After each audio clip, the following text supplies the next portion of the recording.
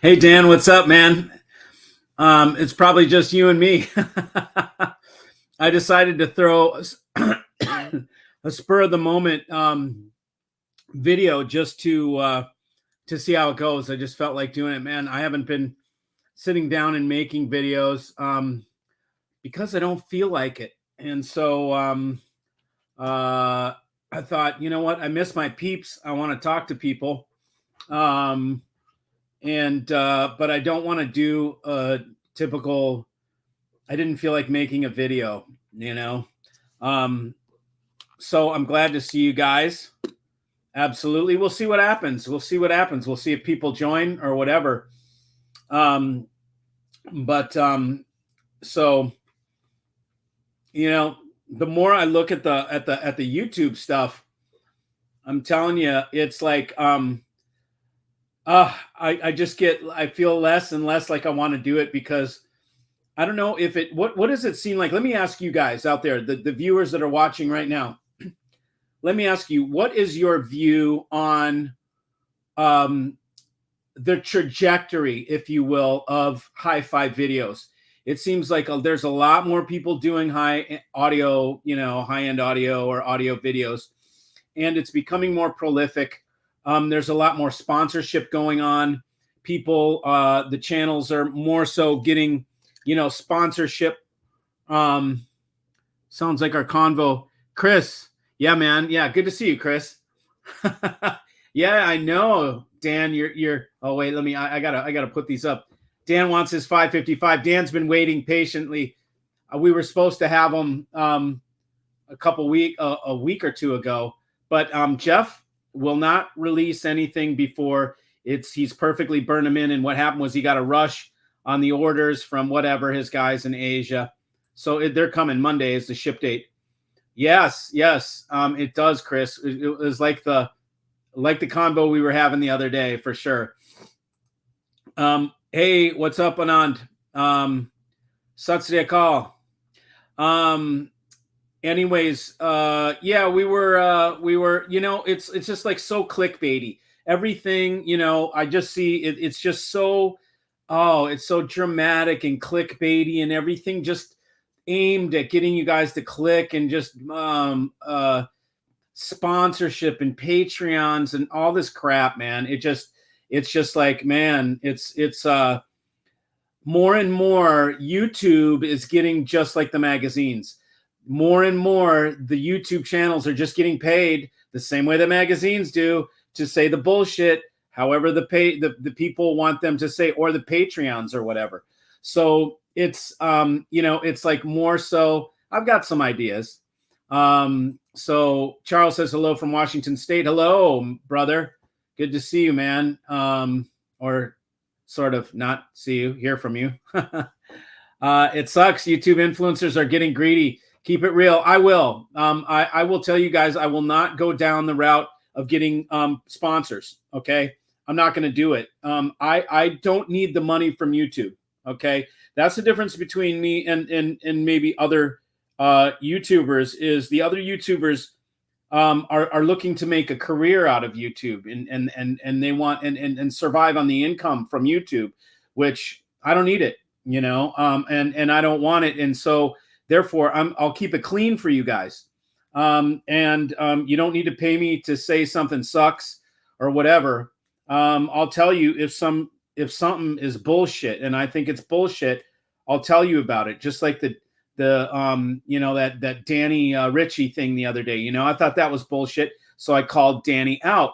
And it's so what's so messed up is that people that listen to the videos hear something totally different than what I'm saying. I'll give you an example. Okay, let's talk about the Danny thing. Well, the Danny Richie thing. Okay, he's Danny Richie. He's put something out from Magnapan. Speakers, LRS Plus. This is a video that I did a couple days back, and it was about Magnapan LRS Plus. Now, here's a company that makes $1,000 planar magnetic speaker made in USA by one of the greatest speaker companies, most successful speaker companies in the United States. They're still around 50 years later. And they had some great principles. The speaker was for every man. It was every man speaker, meaning they were going to make it affordable, which they have stayed to that principle.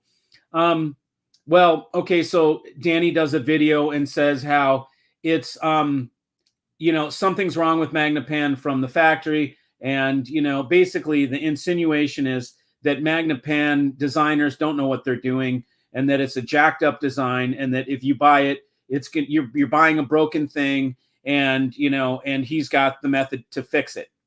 Okay, so in my statement, I said it makes the guy sound like an idiot. Okay, when I say that, what people hear me say, but I didn't say it, and I didn't. It's like people need to take me verbatim, right? I say it made Danny sound like an idiot. Okay, Danny's super smart. I respect Danny. Okay, I have his freaking subwoofers in my other room. I use stuff from GR Research. Okay, so I respect the guy. He's smart. I'm sure his mod sounds great. Okay, not disputing that. But for him to slag Magnapan in the beginning of it and make comment and then allow the comments to foster this narrative about Magnapan not knowing what they're doing and they're doing things wrong and all this shit and not correcting and bitch slapping his audience, it's like that's uncool. So I called him out for that. And I said, it makes him sound like an idiot when he says this. Now, it doesn't mean I think he's an idiot. Quite the contrary. Here's a brilliant guy who I think is sounding like an idiot. So there's a very clear distinction in that sentence, but people hear what they want to hear. We've got this group of people that just wants to hear negative from me, right? They're haters or whatever. So they're just going to twist it into whatever. Then they come on and talk about on my video and they say, oh, how could you say Danny's a really smart guy and, people just want a good thing. I'm like, I didn't say he wasn't. I said from that comment, he sounds like an idiot by saying that. Okay. And I stand to that still. Anybody that says there's something wrong with the Magnapan $1,000 LRS Plus sounds like an idiot because of what they're saying. It's like I sit here and think, will people ever take me word for word and verbatim, or do I need to do like a segment called the Audio A-hole and just to give everybody what they want, just say, all right, I'm going to be an asshole. I'm going to do a segment called the Audio A-hole, and then I'll be negative and I'll crush shit that I think is bullshit. But I kind of just think I should be able to do that normally. But everybody wants to put people that watch, not everybody, okay? But you just see in the feedback, people get the message wrong. Another thing is that people think, well, Mikey doesn't like vinyl, or Mikey doesn't like preamps. Totally bullshit. Or Mikey doesn't like, or Mikey thinks Wilson is shit. Okay. I would never want to own Wilson product personally. Okay. And I have never heard them, to me, sound really good. I've never really gone into a Wilson speaker system and thought, wow, this sounds great. Okay. So does it mean that I think the brand is crap? Not at all. But when I say I wouldn't own Wilson, people say, oh, Mikey thinks Wilson's crap. And it's like, how do you extrapolate that from me saying I wouldn't own Wilson? So it's really crazy how people twist shit in videos to formulate their own story and it's because they're not listening. They're not aware. They're just hearing what they listen to the first 5 seconds of the video, and then they think they know what you're saying. And excuse me. And then they make a judgment, and then they type some shit up, and then they start hating with other people or whatever, when they didn't listen. The preamp thing. Okay. So I use an example. I say, Playback Designs MPD8 is such a good DAC, has such a good output section on that DAC that if you're only digital and you don't have any analog, that you can skip a preamp and you're not going to be missing the preamp. Now, I know that from my experience and from my client's experience, so I share that. So people somehow turn that into Mikey doesn't like preamps and he thinks preamps are not, that nobody should use preamps and what a dumbass. And it's like, I never said that. I collect preamps. Okay. I have collectible preamps in my collection that you can't even buy from me because I won't sell them because there's such cool, unique circuits and there's such a good job at a line stage that I keep them for posterity. So I collect them. And another is the vinyl thing, another example. So I say, you don't need vinyl to be a true audiophile. That was the point that I said one time. People all of a sudden think Mikey hates vinyl. It's like, dude, I've got records, okay? If I hate vinyl, why do I buy records? Why did I make the coolest record carrier you've ever seen in your life? That I don't have one in here, but that leather thing. If you guys are vinyl guys, by the way, you'll never see anything like this for $450. I've sent it to 2 people. They tripped out. Like, I can't believe how well this thing is made. I gave one to Fremer, and people were blown the hell away. Anyways, so to be able to say things, you know, and get people to take you verbatim, it's just really weird. It never ceases to amaze me how people extrapolate what they want out of my damn story when it's not at all what I said, you know? So, anyways, I'm not sure how we got completely off on that subject, but I just thought I would say, I would bring that up. What's up, Coman from UK? I watch the people I know personally. It's surprisingly a small community. It is very small. We have a very small community. Exactly. It's a scam. And Dan's talking about like the YouTube now is turning into, it used to be, you could come onto YouTube and you're just getting regular dudes telling you what's going on. That's still what I do. What changed for me when I first started and what I do now is that I realized it's a great sales tool. So I started telling people about things that I liked and it helped my business. You know, I'm a dealer. I didn't expect that at first. I didn't think, it didn't make sense that people could just see you talk and then get a feel for you enough to trust you. I had no idea that was possible. And that's what happened. A lot of people are very astute and they know how to tell from, they know they have street smarts. They know how to tell if someone's BSing or if someone's for real. And I guess people feel that they're able to trust me enough to buy from me. And so that was a kind of a light bulb going off, and that was great. But a lot of these channels, and they will tell you flat out, they will tell you, I have sponsorship. Now, if a channel tells you I get sponsored, then you can imagine it's just like they might as well tell you I'm just like Stereophile, you know, because what they're telling you is I get money to cover certain products. Or I get certain products given to me on extended loan or free or whatever to cover them. So how are they going to say something bad and on? And they'll tell you, well, I'm not going to say anything, you know, about products I don't like or whatever. But the bottom line is they're going to take care of whoever sends them stuff. If they don't like it, they're not going to say anything bad about it.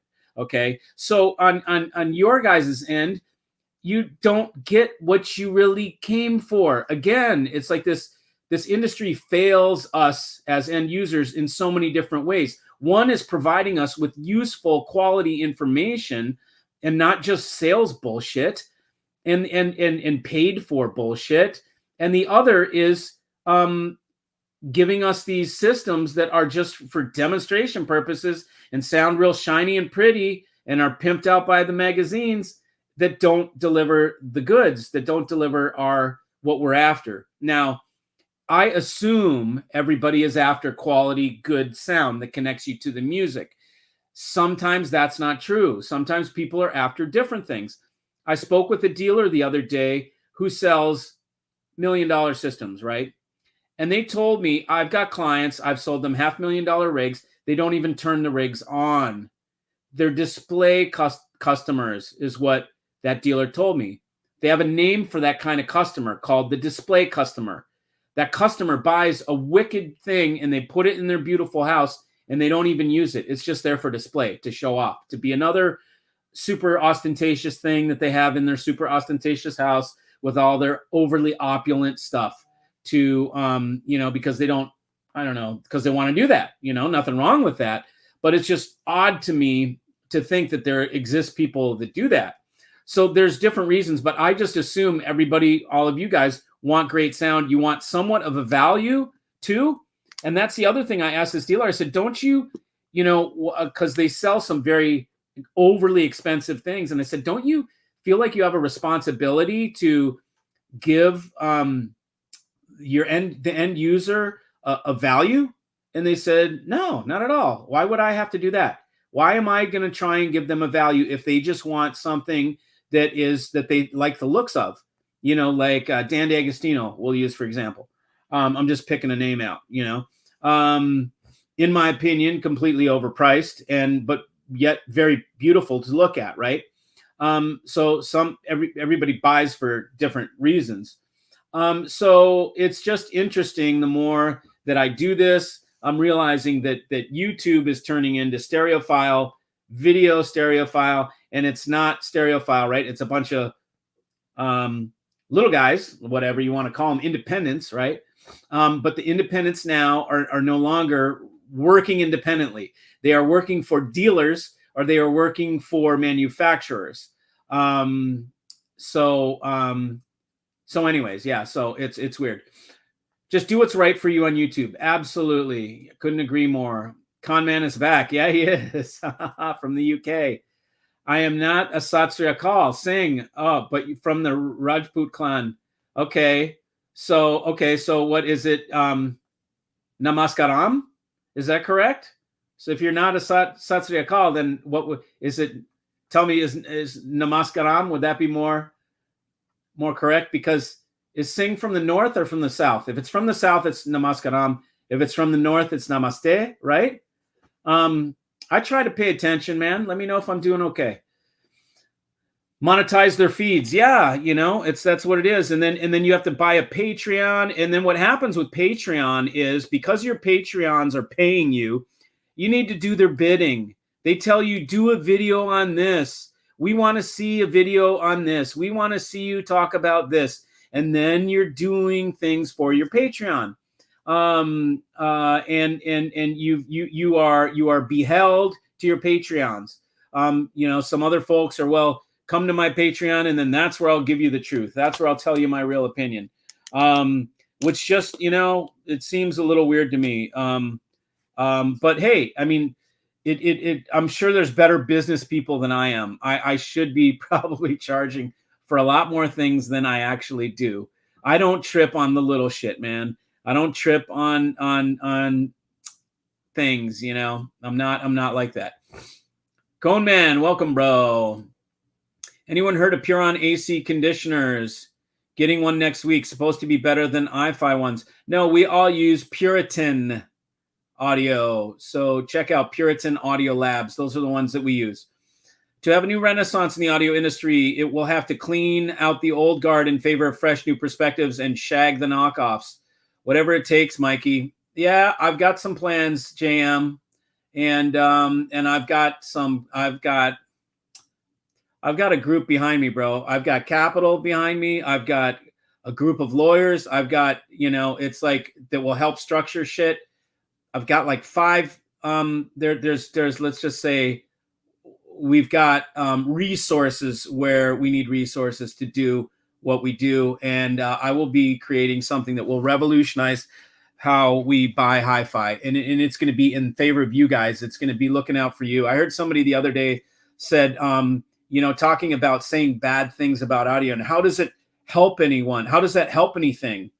I'm like, it helps the buyer. Hello, you know, but that shows you the mindset that they have. They're only thinking of themselves on their and the establishment side. How does it help anything to criticize, you know, audio systems?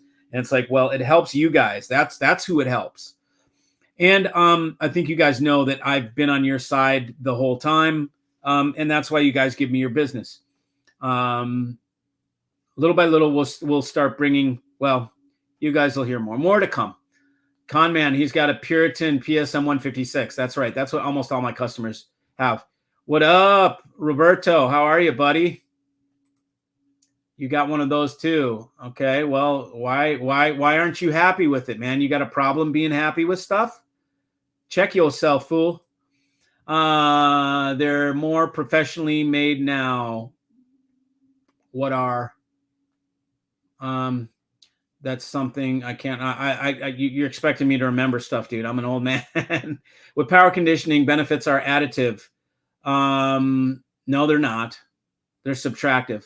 One solution may not be all that's needed for optimization. Yeah, sure. Knock yourself out, man. There's fuses too, bro, for power conditioning. There's blue fuses, purple fuses, orange fuses. There's special, super special radioactive paint. Comes in a nail polish thing, and you can paint it on your stuff.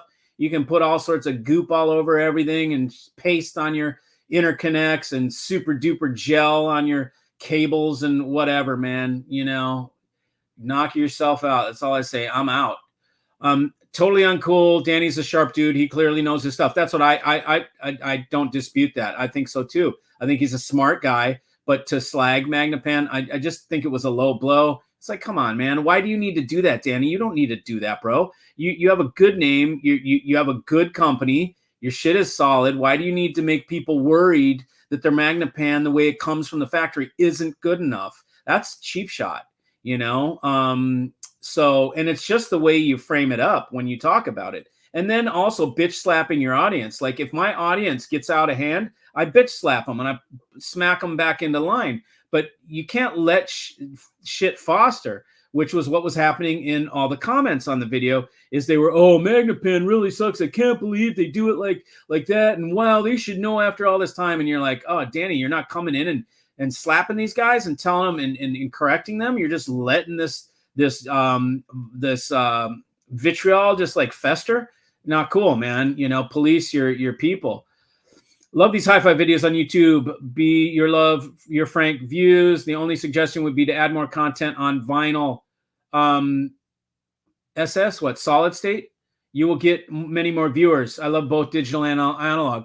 Okay, I won't tell you what YouTuber told me he was going to take vinyl into his house because it would double his viewers. And to me, Anand, that's a trick. It's manipulation. Don't you think I know if I did headphone videos or I did videos on KEF LS2 or LS3 or Macintosh? I could go up to my local. Here's a cheap trick that I would do. Go up to my local hi-fi dealer, okay, and take videos of his Macintosh shit and then put Macintosh in my title. And I would get, and then if I did analog, I took a picture of in the video of the guy's turntable up at the dealer up the street. I go, oh, look at the turntable and Macintosh, look at these things. What does everybody think? It's jerking your chain. Okay. It is using those names to leverage my channel. And to me, it's just, I don't feel right doing that because it's manipulation. I know that I know what will get me views. Headphones, vinyl, Macintosh, Wilson, Magico, Griffin, Boulder, all of these things, D'Agostino, probably Burmester, MBL, all these things are spectacle hi-fi. It's like, and Macintosh, probably the best name you could put in the title of your video to draw views. Because a lot of people that don't know shit about hi-fi know about Macintosh, right? It's the thing that everybody knows about. Even if they know nothing, they know Macintosh. So, great job from a marketing standpoint. And I know I could use it and I could do that. So no, so I appreciate your suggestion about vinyl, Anand, but I don't use vinyl and I don't want to use vinyl. And I don't want to, so I talk about stuff that I like. It's my channel. I share with you guys through my journey what I decided was worth it and what I decided wasn't worth it. For me, I don't have a record collection. It wasn't worth it to start a record collection. That it wasn't worth it. And then to have a real kick-ass vinyl rig, 50 grand. To have the right cartridge, easily 50 grand. So, the money and then the time, not to mention the time it takes to you can only listen to half a record, and then holy shit, you better get up there or your needle's going to go onto that paper if it's not automatic, you know, with it. I won't go into why I don't want to do it because that's what I'm starting to do. But so for me to make YouTube videos with vinyl is a ploy. Now I might do it if I go to customer's house and they have vinyl. Sometimes I'll show you their vinyl rigs. But I'm not, I have no interest in it. However, you know, even look back here, these are master tapes. They supersede vinyl. Like they're far better than vinyl in terms of sonic, and they're more rare because these are studio outtakes. None of these are album master stuff. Roger McGuinn, do you know who he is from the Byrds? Okay, like I have stuff that's never been released. All this material is unreleased material. It's not album stuff. It's practice sessions. I've got some stuff over there with Loggins and Messina where they were in the home of Jim Messina or somebody, like up in Topanga Canyon in a living room, like doing recording sessions. Like these are far more interesting than the album masters. And I don't even listen to these things. It's a whole nother project. But anyways, keep up the great work. Thank you. Dan says, Danny is being uncool. Sorry for missing context. He should have moderated his video I thought so, you know, and that's all I said. And what happened was people came over to my video, to my video talking about it, and then started to say, why don't you listen? You need to listen to Danny's mod. And I'm like, dude, I'm assuming Danny's mod is awesome. I'm not saying that the mod isn't. I'm saying, you know, it was lame to do that to Magnapan. Magnapan's a great company. I said at the end, I'm not sure if you want to do it or not, and I didn't say why, but because you completely void your warranty doing that, and you have to. He didn't say in the video what it takes to put that in. Do you have any idea what it takes to do? You need to have experience soldering. You cannot go in there if you are not a soldering person. And if you're going to learn on your own Magnapan, I do not recommend that's the first project you do, is tear into your freaking Magnapan and start slinging solder for your first time trying to learn how to do a good solder joint. You're going to fuck it up, okay? And then it's going to be not only that, but it's worth less. If you go to sell it on the used market, unless Magnapan did the mod, it's going to be worth less because the buyer is not going to know if you did it or Joe did it or his son did it, and it's a really crappy job. I've seen some horrible work when people try to do work themselves on stuff, mods themselves. Oh, it's modded, and you look inside and you're like, holy crap, who touched this? Like, you totally screwed. I got so screwed one time. I bought a pair of Balanced Audio Tech VK75 SE amplifiers, and they had been turned into VK150s. If you know what VK75s are, they can be converted into monoblocks. It's a stereo amp that can be converted into a monoblock. Now, the factory's supposed to do it. The guy who sold it to me told me the dealer did it, okay? And the dealer had, you know, a service center and blah, blah, blah. So I contacted the dealer, and the dealer said, yeah, we did that, but they had done one of them, evidently. This guy did the other one. The other one was so jacked, bro. He had burnt through the traces on the board where they lift up and they tear, and then he had tried to solder and run wires over, like jump wires over. He had butchered the living crap out of a very expensive amplifier because he was going to save money and do the mod himself, you know? And so if you do that with people that are think, oh, it's just a $270 kit. Yeah, but you got to open your Magnapan up, void the warranty, tear open, take out the whole thing, do all this work yourself. Now, if you've got experience, cool, go for it. Then you know what you're doing. But most people that do this as a hobby don't want to mess around and be a DIYer. Okay, so you know, I think another good thing would have just been to say, as a caveat, this is for a DIY crew, and this takes DIY know-how. So before you buy this kit, just understand what goes into it. It avoids your warranty, and it takes a good amount of work. So, you know, that again, but that's not talked about. No, it's just this great thing that improves everything. And look at the waterfall charts and look how shitty the waterfall charts are from the factory. It was just like, you know, come on, man. Do you really need to do that? And that was my thing. It's like, dude, you don't need to do that. You've already got a great name. You're already doing a big job. Why do you need to resort to that? Are you desperate for money? It seems like it. And I don't think he is, but that's the tactic of somebody that's desperate, you know?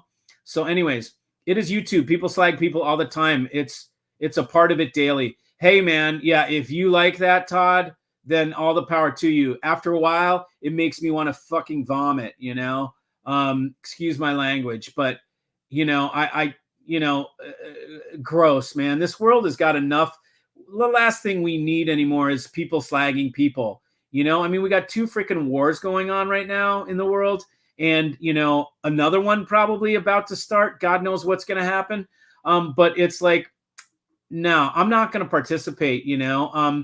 I call out a little thing here and there. But, man, I made a video the other day where I didn't even post it, man. It was after I was on a rant, man, and I let loose. And I'm like, you know what? I'm not going to post this thing. I don't want to post it because it's too nag. Too many people being too nag. And so I'm not going to do it.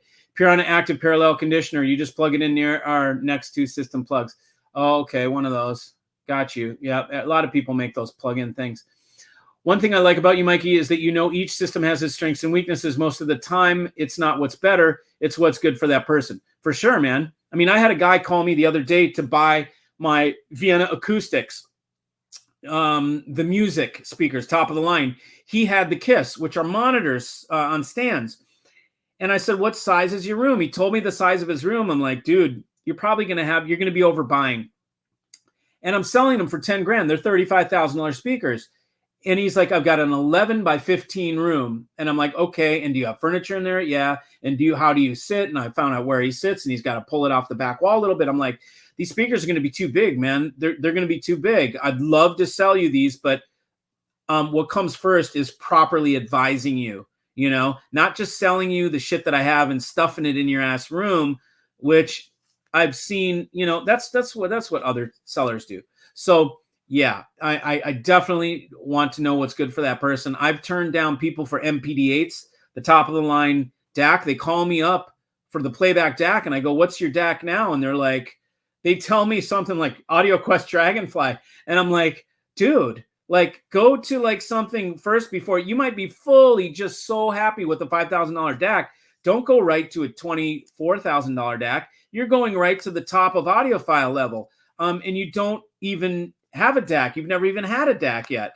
It's like somebody who's never shot before getting, you know, Accuracy International rifle, you know, or a Wilson Combat 1911, you know, and you've never shot before, but you go straight to the Wilson Combat. It's like you're getting way ahead of yourself. You're buying at the top of the game that you don't even have the skill for that.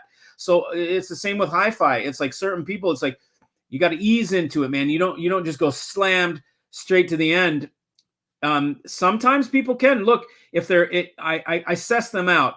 If they're at a certain age, especially if they're a little older, they're retired, then I may, and you tell me a little bit more and they're like, look, I just want to buy my rig that is my last rig I ever buy, and I've retired and I've saved millions of dollars, and I want to buy the last rig I'll ever buy. Then I'm like, all right, go 0 to 100. Let's get you the best system that you'll never need to think about audio again. I've had a couple people do that they come in without a rig or with a very just nothing rig, and they go straight to the top. I got a guy in Chicago about ready to do that. He's going straight to the best shit there is. Jeff Rowland, Playback Designs MPD8, Fisher & Fisher 670s, you know, I mean, so I assess the person out and, like you said, suggest what's right for that person.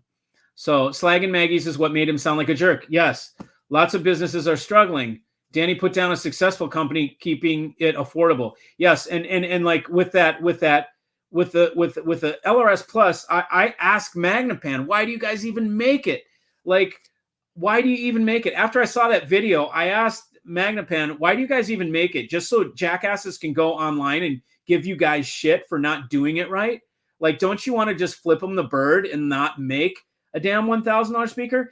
Trust me, if you started at $2,500, which is still nothing for a pair of speakers, you would be very successful. You don't need a $1,000 speaker. Leave that to Kef and those other bozo companies that just do mass-produced crap.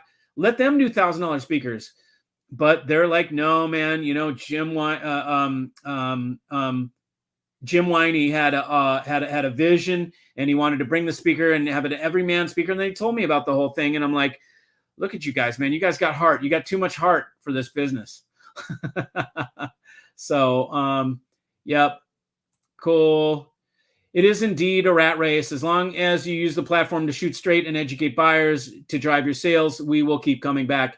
You are the ideal industry counterpunch. Yeah, I think so, man. Hence the black sheep up there. You know, it's the counterpunch. They're gonna get the horns. Thanks, Chris. Danny made a big mistake. Yeah, I think he did. I think he stepped on his dick on that one. You know, and he's not a bad guy, and he's a smart guy, and he makes a good product. So it's like, dude, why step on your dick like that, bro? You don't need to. So, anyways, everyone's ear is different. Yes, we know that's right. Got to run. Okay, Chris, wife wants crab legs. Crab leg. Is that what you're calling it these days? All right, brother. There you go. Okay, he straightened it out. See you, Chris. Nothing is crap or the best. It's all dependent on our personal taste.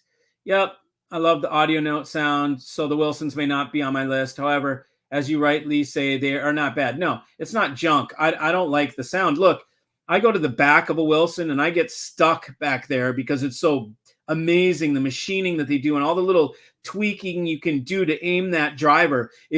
My little squirrel, it's squirrel food back there. I get stuck behind if anybody's looked behind the big Wilsons, you get stuck back there looking at how cool it is, man. I just don't like the sound, but wicked respect for the brand, and it's built like unbelievably. So yeah, Jeffrey's got Peace Guitar, and what is that? Oh, what is that? Easter Island? Sponsorship equals paid shill.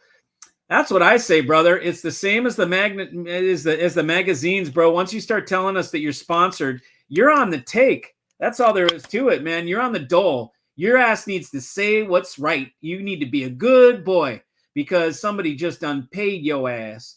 So, you know, whatever. Nothing wrong with that, but you guys just need to know that when they are sponsored, and then when the introductory credits come in, if you see brand names in the graphics or you see the name of dealers in the graphics, that means they're sponsored. They do not put that there for shits and giggles. That is there because it's paid for. It's a paid advertisement. And that's how these guys make their money. They don't just, there's not enough money to be made on YouTube unless you have 1 million viewers. Unless you're Rick Beato, you're not making shit. Okay. You know, I mean, if you're Steve Guttenberg, you have 250,000, maybe you can eke out $80,000 a year or something like that. You know, still you can't survive on that. And so they do all sorts of side shit to boost their bottom line. And one of them is selling the airtime. And that's what pays the best. System synergy does not seem to be discussed enough, and its importance. I thought I'd drill that into people's heads all the time. This is the difference between non-valuable consultants and valuable consultants. A valuable audio consultant knows how to put together a rig for you. They know how to curate a rig. Non-valuable consultants think that by putting 3 expensive brands together that you're going to get expensive sound, you know, and it doesn't work that way. You need to know what you're doing, and you need to have an ear for it too. Yes. Yup. Everybody's in agreement. Boom. Mikey nailed it. The YouTube is the new version of Legacy Audio Review Press. And you know what? And I've got another guy who's in the audio press who couldn't agree. He brought it up to me first. David, and David will, he's not here probably right now, but David will be on my channel. I'm going to bring in a guy who is an audio, who worked for the magazines, and and he's going to talk. He said he's willing to talk to you guys and say whatever. You guys can ask him anything. Anything you want. See, namaste, and from the north. That's what I thought, man. Punjabi, right? So some good food up there, bro. Down south, it gets a little spicy, brother. Yeah. So Zipper has no problem with dealers selling to people what they want. Okay, good. You have a problem with dealer pushing boxes to newcomers and people who want good sound but got sold low value goods. Yeah, I mean, you kind of bring up an interesting point, which is that a lot of the dealers out there, all they do is carry names that are well known, and then they discount, and that's how they sell. They sell via discount. The real dum-dums are the people that buy at discount because, oh gosh, I've told you guys this so many times. Some of these brands are fake MSRP, okay? So let's take, I won't pick on anybody. Let's take that one ugly-ass DAC that is $160,000, okay? That's an $80,000 retail DAC, okay? That's what it is. 80K is retail. Now, the U.S. importer can put it to whatever, and they can conspire with the manufacturer, and they can say, let's take this $80,000 DAC and let's put it up to 160, because people will still, what we can do is we can then discount it and sell it for 100, and people will still buy it because we're going to do this. We're going to do the, what would you call it? The 1-2 punch, right? Whatever. The hustlers in this business know that you guys will impulsively buy if they give a big enough discount. So knowing this, they overprice the gear in order to get you to jump at a discount that makes them more than they would normally get for retail, or the same price they would get at full retail. For instance, that $80,000 DAC. Maybe it's an $80,000. I happen to know when it came out, it was 80 grand was the retail price. Okay, it's 160 now. Okay, so what that tells me is they were having a hard time pushing it at 80. People would come to them, and from what I hear from some of these dealers is that the billionaires and the millionaires that have a lot of money are cheap bastards. Even though they're loaded, they're cheap. They come in and they think that if they can swing their big dick around or their big money pot bags, whatever, that dealers are going to sell to them at 30% off or some retarded amount. Some dealers might do that, and man, you really need to ask yourself, whatever brand is being discounted like that is a low value brand. That brand does not have value, because the best brands in the world, it's like Ferrari. Is Ferrari discounted? No, it's not, man. Are Porsches discounted? No, they're not, because they shouldn't be, and they don't need to be. If something is discounted 30%, it's because it's not selling otherwise. Okay. And when they overprice it, so what they learned is that these cheap bastards that come in their frickin' Rolls Royces or whatever, since they're trying to big dick us, let's big dick them. Okay, we'll double the price of everything, and then we'll let them get one over on us where we can give them 30 points off, and we actually get a little bit more than we would have been happy to sell for. So it's a way to get one over on the guys that think they're getting one over on the dealer. So it's like, I mean, I think it's kind of funny, but it's sad, and it's like, and it's a game, and it's a circle jerk, and it's like, you know what? I don't want any part of that. I will find the brands that are on the up and up, and that at full MSRP is a total value. A prime example is Jeff Rowland, his new amp, $15,000, phenomenal value. What I'm about to show you for 14 grand, audio analog, this thing is as good as any Griffin, any Dan D'Agostino. I will show you inside. We will look at how it's built, and we will be able to compare the boards, the frickin' toroids, the size of the toroids. Is there one or two toroids? Is it a dual mono or a single power supply? we'll look at all these different things, and I will show you. Remember, I used to own an amplifier manufacturer in California. So I'm not just some salesman that's showing you inside gear to poke around and show you what it looks like. I'm an ex-amp manufacturer. I owned an amplifier company named AB International in Roseville, California, a long-standing amplifier manufacturer that started with guys that came from Alltech Lansing, Bob Bird and George Anderson. I bought the company from those guys, and for 2 years, I got my ass kicked building amps and learning about manufacturing audio components. Eventually, I sold it in the very end, got out by the hair of my chin, and was like, holy shit, I'll never want to do manufacturing like that ever again. It's not what I want to do, okay? But during that time, I learned everything about manufacturing an amplifier.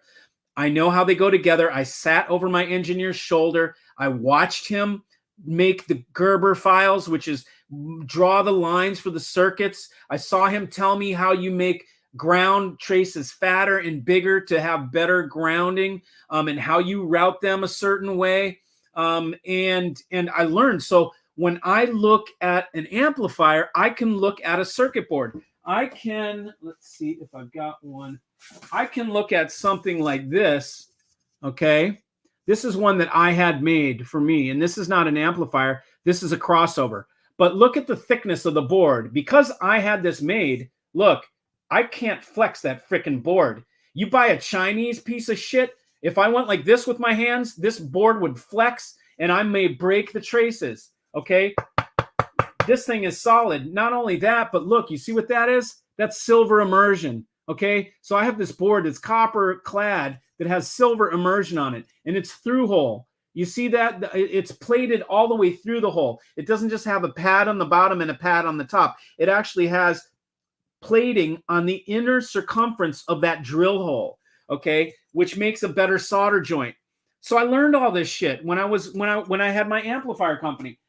So when I look at products for you guys and I find you amps and stuff like that, I'm not just some sales dude with the frickin' brick and mortar. I am a previous amplifier manufacturer that learned about that for 2 years. I know exactly how much it costs to make that board. I know how much it costs stuffed and tested. So I can look in an amplifier and I can tell how it's made.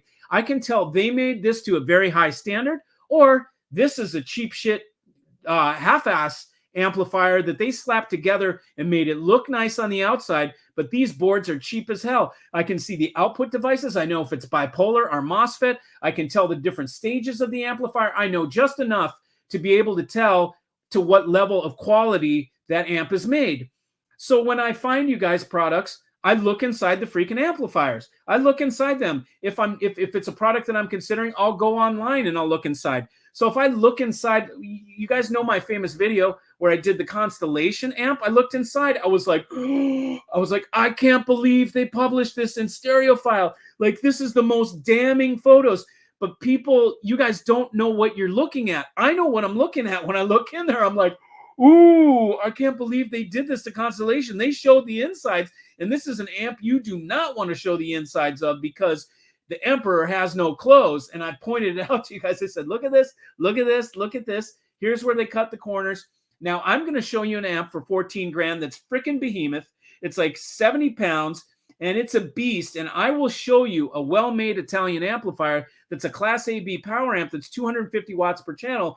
That's only 14,000. All the other competition is $35,000 in that genre, okay? That's 250 watts or better, unless you get some cheap-ass Chinese crap, and that stuff breaks, and then whatever, man. It's just, I'm talking about the real stuff, not the masquerading as hi-fi stuff. So I know I got off on a tangent, but I do have a problem with dealers selling people what they want. Why? Because you don't know what the right shit is, okay? Why don't you convince me that you know what the right shit is? You don't. What you do is you go onto the forums and you listen to these people jabbering back and forth. And then you read the magazine articles and you watch a couple YouTubers that do reviews. And all of a sudden you think you know what to buy and you know what to put together. Now, that's fine if you want to try and learn and do all that stuff on your own and take the years that it's going to take you to learn your head from your ass. Go for it. Do it. Okay. You will eventually learn. Okay. But during that time, you're going to lose money every time you buy a piece of gear because they're worth, especially if it's something like Boulder, a lot of those big names, they're worth half of what the retail value is. So especially if you buy something at the store, maybe if you got 30% off, and then it turns into this whole hustle thing, making the deal. You shouldn't need to worry about that. You should be able to go buy something at full price that has the value, and then know that it's going to be worth something. Look at Playback Designs. Can you even find it on the used market? You can't even find it. And if you find it, a $24,000 DAC is going to be 22 used or 23 or 20 used. It's definitely not going to be half price. You will never find Playback Designs half price. So that tells you a little something. That tells you, well, maybe there's some intrinsic value here. Now, other brands like we would say Constellation, I'll use as an example, in my opinion, is a fluff brand. And is it worth anything on the secondhand market? I don't know. I've never even seen, but a lot of this stuff is not worth anything because it's just not. So this is why I have a problem with dealers selling to people what they want, because you guys go out on the forums and you come with, I want this, and it could very well be, as your seller, I need to advise you against this thing. Now, for me, it's not a problem, because if you come to me to buy something that I have very hand-selected products. But if I'm a brand collector, you've seen some of these guys on the web, you go to their website and they've got freaking 100 different brands. How are they going to advise you what's better than the other? Because there's many parallels. If you have 100 brands, you're going to have 5 things at 20 grand that are equivalent price for the wattage or whatever. So how does he choose one or the other? How does he tell you which one's good for you? You're going to come in and just say, well, maybe I want this one. And he's going to go, great, I have it in stock. If he doesn't have it in stock, then maybe he's going to tell you what to buy that is in stock. But so I don't agree dealers selling people with what they want for me. So I'm not going to sell you what they want, what you want, unless you want something that is smart. If you tell me what you want, and like most people that buy MPD8s, I have to turn down maybe 2 out of every 10 buyers. 2 out of every 10 buyers for MPD8 are not the right person. So I will steer them to something else and say, you're overbuying. But most of the MPD8 buyers, I ask them what they have, and I'm like, oh, shit. So they're calling me for what they want, and I'm like, good choice. So, there's a fine line with that for a sentence. And then a dealer pushing boxes to newcomers and people who want good sound but got sold low-value goods. Yeah, and that's the thing where you go into a store. You have to realize this. Here's the thing. You got a brick-and-mortar store, okay? How does a brick-and-mortar store operate? And what is the key? What is the thing that they need more than anything? They need conversions, right? So what they're going to base their success on is, out of 10 people that walk in the store, what's our conversion ratio? How many of those do we convert to sales? They need to be adept at making somebody impulsively buy when they come into the store, okay? That's what they're very skilled at, is impulse buying. So in order to do that, they need to do a demonstration that blows the socks off the people. Now, product and gear that is good for quick demos that cause impulse sales are not the same systems that people can sit and enjoy music for hours on end, generally speaking, okay? They need to do a polished, shiny, it's like the TV with the cranked contrast. When you come into that dealer, you're going to hear something, and it's got to be the cleanest, clearest thing you've ever heard. All the little net beating of the gnat's wings on the dog's ass, right? Whatever. You got to hear all those little things, and then people are going to, oh my God, I've never heard this much detail before. And then they go for the detail, right? And then they get home and they realize that detail's actually excruciating, and I can't enjoy music because stuck analyzing the detail. But it was great to make them buy. So it's a double-edged sword, in my opinion, walking into that uninitiated and walking into a brick and mortar. You're going to get sold something that gives you a shiny presentation that probably won't have legs on it for you to sit and listen if you're after enjoying music. Now, if you're going in for something cool and you pull up in your Ferrari and you're just, I want some cool shit to throw in my house, then the local dealer is your guy, okay? And that's why I think the local dealers won't go out of business, because they need to sell to the non-audiophile that wants cool shit. The non-audiophile that wants cool looking shit is not going to find me, because he's not looking for that. He's going to go to a store just like he goes to the dealer for the Ferrari, and he goes shopping at the, you know, on Rodeo Drive or whatever. He's going to go to the hi-fi audio dealer and just buy what looks kick-ass and cool. And they don't really care. They're not audiophiles, most of them, right? So that the brick and mortar will always have that customer, and they will be able to focus on that, and that's what they're good at. So it's a different, they're very different groups of people. They're very different buyers. And so just, know what you're after. Jay's most recent video about a claim of show sponsors banning YouTube influencers speak ill of certain rooms shows his bias. Besides sounding like BS, Jay is promoting his hidden paywall site. I don't think he's hiding it. I mean, he says he's got Patreon, so he's just promoting his thing, man. I mean, all the guys that have Patreon talk about it. I think Jay-Z Aggie talks about his Patreon, and they're pretty open with it. And one thing that I have to hand to Jay is he's telling you up front. He's telling you. I mean, he says it plain as day.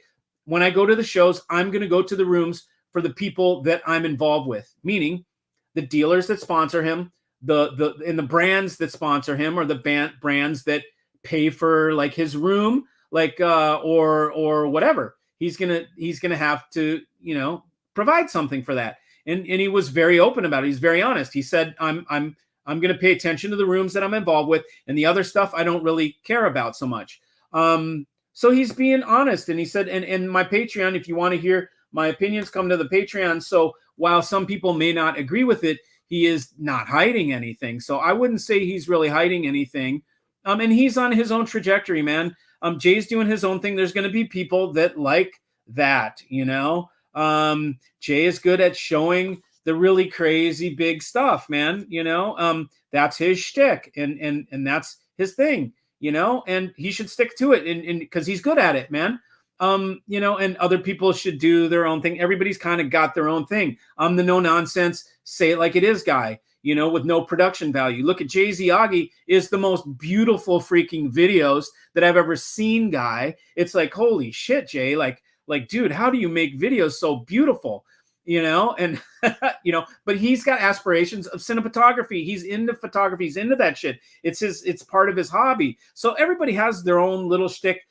Look at Steve Guttenberg, fabulously successful. The guy stands in his freaking living room with a camera on a tripod with nothing really going on. I guess he does do some interviews, but everybody's kind of got their own little thing that they do. So, you pick and choose who you like. That's what I say. Stick with who you like, or try everybody or whatever. Speaking the truth is what sets you apart. Please do not change or mellow down. We like you the way you are. I won't, buddy. I won't. This is what. Look, when I came to you guys, I built this channel on rants because I was fed up with the industry when I first started, and I had some access to grind, and I wanted to be heard.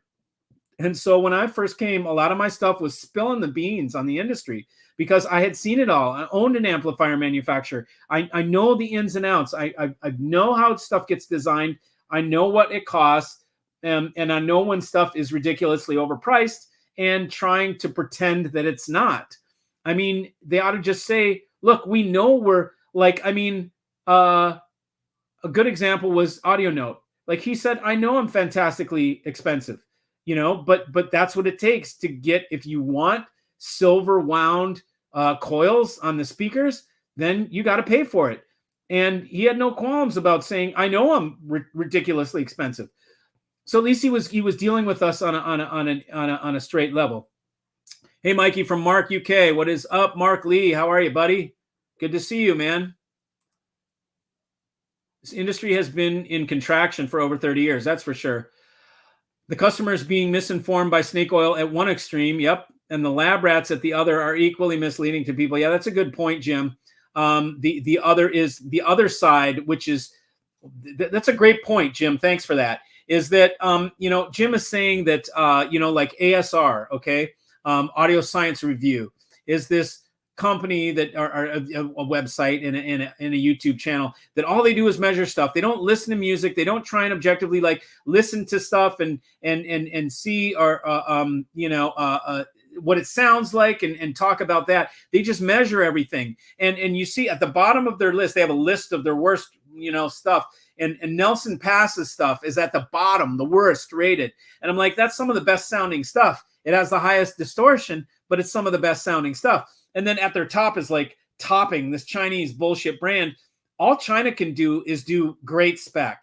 So they have to lean on that specsmanship to try and then they sell it for $300 and yet it does this spec. And then these guys applaud for it. And then you go buy it and you're like, this was supposed to be a really good thing. And it sounds like ass. It's like sterile, So it's very misleading. The measurements don't tell the whole story. This is what I say is that like, and even Andreas Koch from Playback told me when I create my DACs, 80% is done with measurement and specification, and then 20% I do by ear, and thank God he does, because a lot of these DACs, he said people don't, the designers for the DACs don't listen to music. They just do test tones and read spec, and they make their DAC with perfect spec using test tones. And that doesn't translate to how music sounds in the real world. So it's very misleading. Didn't you used to put quartz crystals in power cable plugs? That's a tweak. Yeah. So what? That was like as I was learning. Sure. You can change your shit by putting it up there. I went down the rabbit hole. I did tweaks till I had tweaks coming out my nose. And in the end, I said, fuck it. I'll buy better gear. Voila, fixed. I don't need tweaks anymore. My gear is absolutely at world-class level without one freaking tweak in it. I don't need a tweak anymore. Tweaks are for stuff that isn't yet there. You're trying to spend $200 instead of spending $24,000 on a DAC. So there's a place for tweaks, but it is usually people that are trying to improve lesser than world-class gear. If you buy world-class, you do not need tweaks. So I tried it. I went through my whole things, and tweaks are not needed. So many YouTubers doing panels this year at Expona. What do you mean doing panels? YouTubers making panels? I have no idea. I mean, I guess everybody's trying to beat Magnapan. People are starting to realize how good Magnapan sounds, and they're trying to beat them at their own game. Good luck with that. What's the 450 turntable Mikey mentioned early? Somebody have a link. I'm just saying, I don't know. I'd say Riga, probably. I have no idea, man. Poke finally made a live chat. Cool. Keep up the good work. Spreading truth, looking to op amp roll. What do you got? I got staccato, man. I've got staccatos. You want to see them? Right here. I've got staccatos, and actually I have tubes of like the like OPA 627s and shit. If you guys want that, I've got some parts. So here, check this out. Look at that, baby. Look at that heat sink on there. Isn't that thing sweet? That's a single op amp from Staccato, made in Italy. So, and then I have doubles. So if you want some, just let me know, man. I'm not using them anymore. And I just sold my DAC that uses op amps. These things are cool, man. They're really nice. So, cool. Hi-Fi Tribe title playlist could be huge. There's already one on my website. There is already one on my website. Chris made one and put it up. You don't want to get into headphones. 90% of the gear are Chi-Fi. Yeah, I know American makers of headphones though. And I could put them up. MLabs has a wall of boards people sent in for repair that were fucked up by user mods. That's great. I love that. They should take a picture, put it on their website. It's probably on their website. The question was put out for all the USA Audio Shows promoters to answer. The question was, what? Okay, we'll wait. We're waiting for it. Hi, Mikey. Does the servo work on your subs? Yes. Oh, how does the servo work on your subs? On the voice coil, you've got a sensor. That sensor sends feedback to the amp.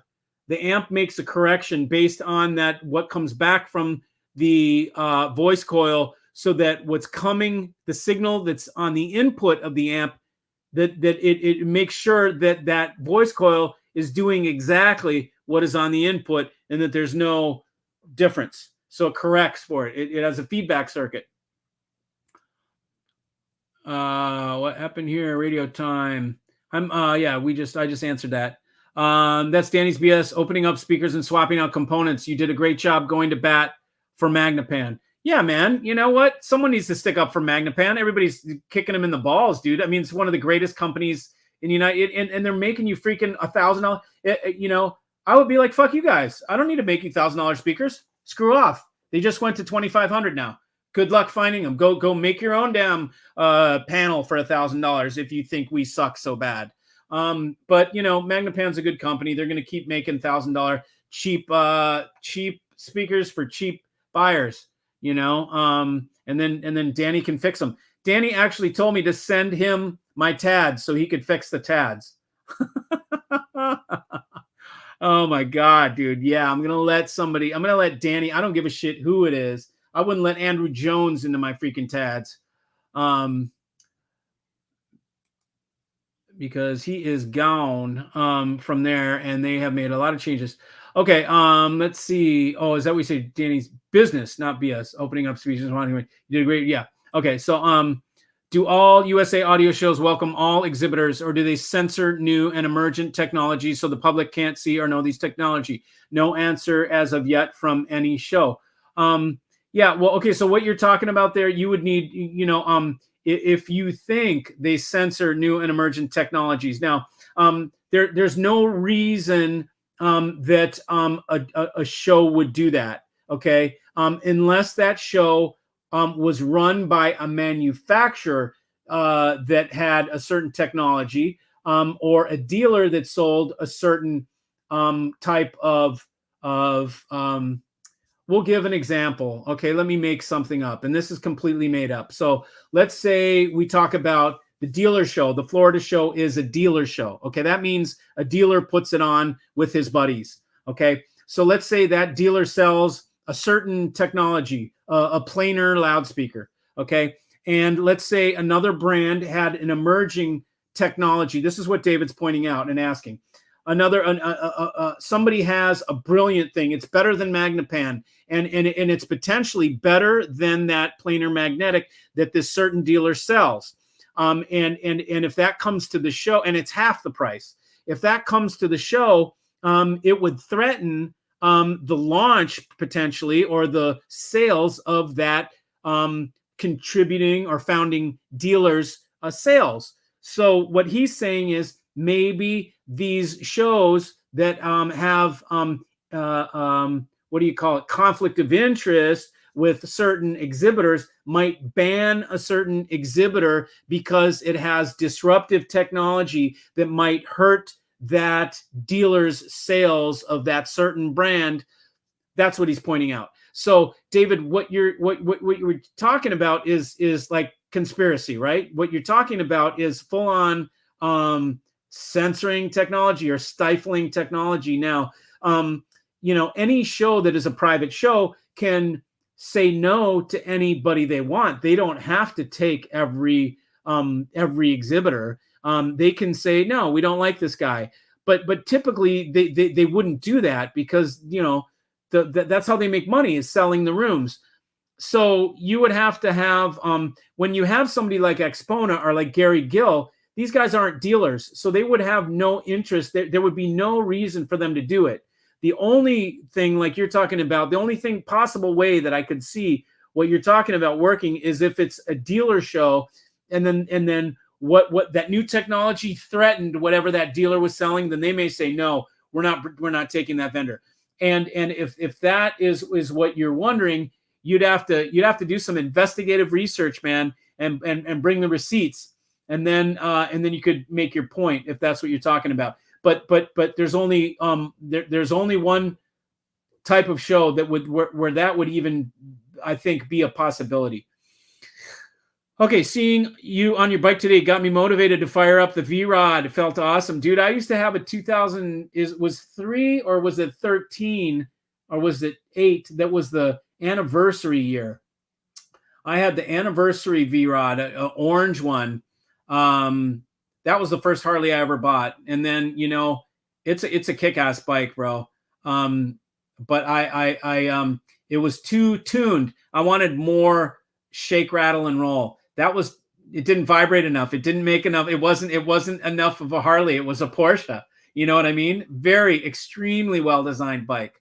And fast. They're cool bikes. After Saturday night show. I know, man. Saturday. I'm doing a Saturday. It looks like there's 129 people here. So maybe I keep doing Saturdays and Wednesdays.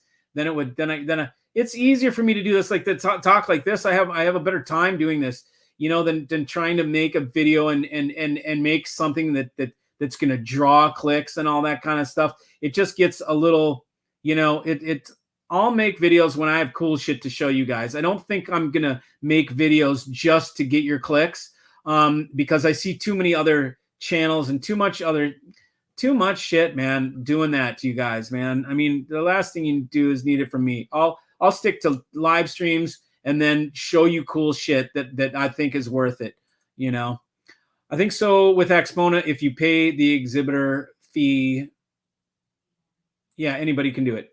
99% of YouTube is clickbait. It is. And aren't you guys sick of it? I mean, aren't you sick of it? That's what I want to know. Do you just accept it?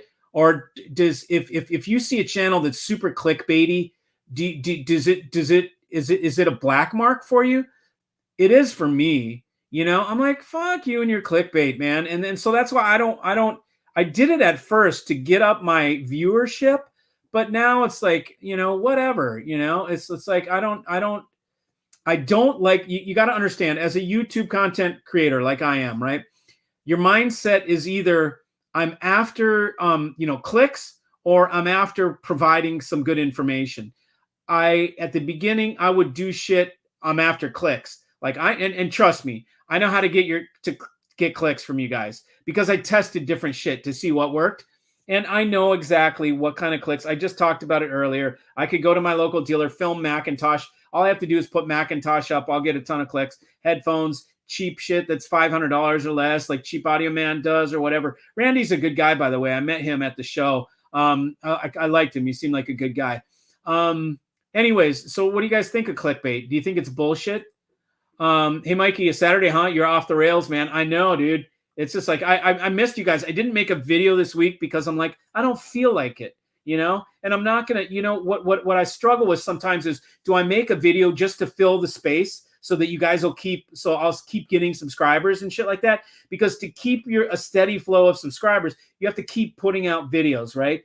So what I struggle with is, you know, do I, oh shit, it's Wednesday or Thursday, you know, or it's Monday, I need to make a video. I haven't made one in a couple days. So I just make some shit up like, oh, well, I can do this, because trust me, holy crap, I could do one every day for the next 3 years with all the shit I have in this house that's audio.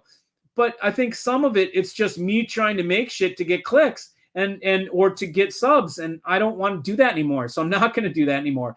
As you can tell, look in my descriptions now. Do I put any tags? I don't tag my videos anymore. I don't tag them. I don't tell you to subscribe. I don't any of that shit, because I figure you guys get that from everybody else. Go ahead, subscribe and click, and then the thing pops up, subscribe and click. And if you really want to hear this shit, stay tuned for the next. I mean, it's so corny. It's like, I can't do that shit, man. You know, I think you guys deserve better. So fuck it. I'm just going to throw my hands in the air. And if nobody wants to subscribe, I don't give a shit, because I get enough sales from you guys. I don't need the money from YouTube. So it's like, you know, whatever. I'm just going to do my thing. And this is what made it great in the beginning, was just me doing my thing and not giving a shit. So I'm going to continue not giving a shit and keeping it like this, filmed like this, no crazy editing, no beautiful things. You're going to get Mikey, the real deal. And hopefully you dig it. And if you don't, take a hike.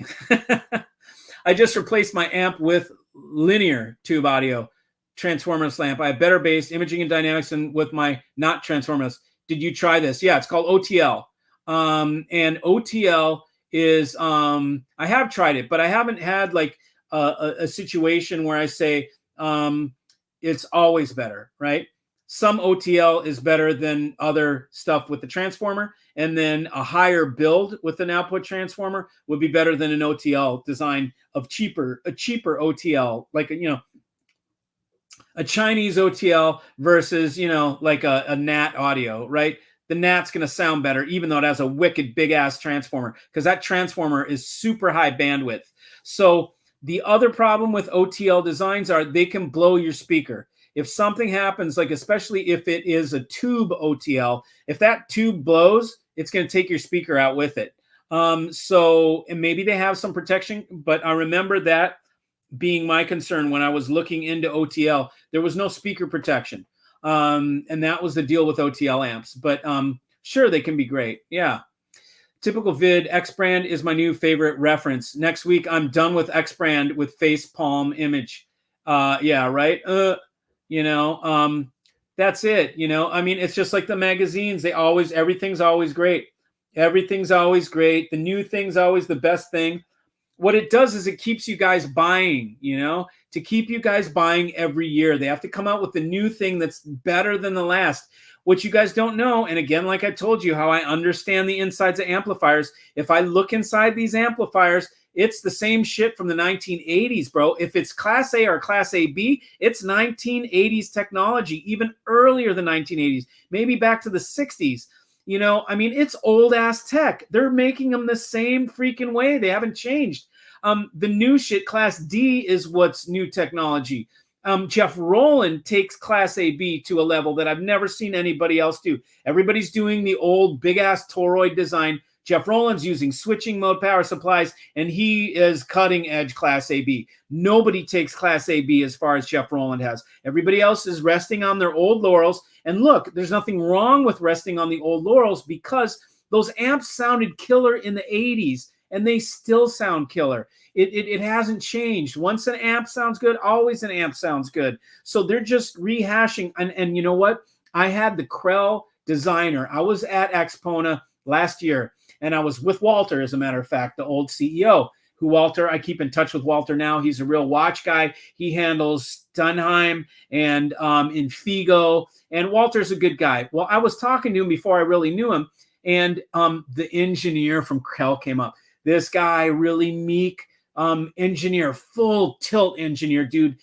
Total, like, holy shit, they let you out of the lab, like, can barely, you know, talk. The social grace is zero, right? Like, really soft-spoken guy, does not you know what I mean? If you've ever met an engineer of that high level, they're it's like a freaking artist, right? A really good artist. They're very eccentric.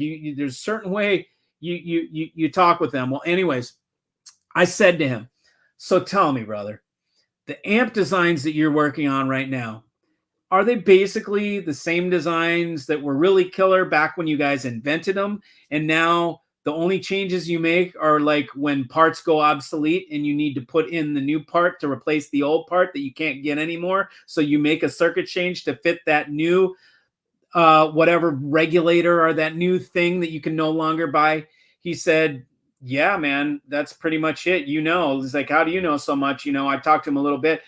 And basically that's what he told me. So my hunch was right. They're not changing anything. It's all the same. It's the same kick-ass circuit that they made in 1980 that they just keep refreshing it when parts become obsolete. They put in new parts. And sure, it's probably performs a little better because material science has gotten better. So the silicon and the chips have gotten faster and more efficient and all that stuff. But typically the design is the same design that they've had. They're not changing anything. So it's old shit. You look in at D'Agostino, that's old ass Krell inside there. You can see it. You're like, I know this stuff. I've seen it a million times in a million different amps. You look in Griffin, same thing. You just look at it and you're like, this is old ass shit. There's nothing. And I love the brand, like the coolest outside. Like, I mean, Griffin is super cool. But you look inside and it's nothing really special. It's made very well to a very high level, but that's old ass technology, okay? And I'll show you more in the videos that come up about that technology. But so yeah, and they keep typical video now is the new favorite thing and the new best thing, and they just use words like giant killer and like game changer, and it's like they ruin those words. It's like now I can never use game changer anymore, even if it is a game changer, because it's been so burnt out, and so many bozos use game changer on stupid shit that I can't use it anymore, you know. Mikey, what do you think about Legacy Speakers? Legacy Speakers is a brand that has always escaped me. I think they're good and people like them because they're still in business. So clearly they're doing something right. I've gone into those rooms a million times at the shows and I've never gotten it. I sit there scratching my head going, it's not magic. I don't get it. Why do they have full page ads in stereo file every single issue as long as I can remember?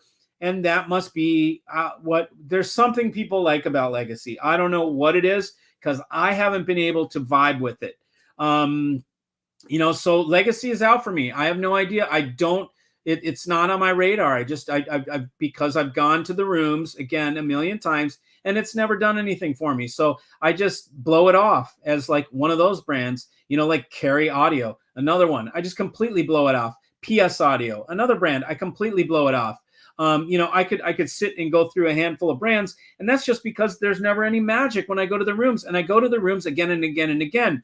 And like I teach you guys, the way to figure out if you like a brand, you can't tell from just one room at one show, because sometimes you can get a bad room or have a bad, you know, this guy couldn't make it, so the guy that doesn't know how to set up had to set up. There's too many variables, so you can't judge whether a brand is good or not on one show. But if you see them 5-10 shows and they're consistently no magic, then I just check that box off. This brand has no magic for me, you know?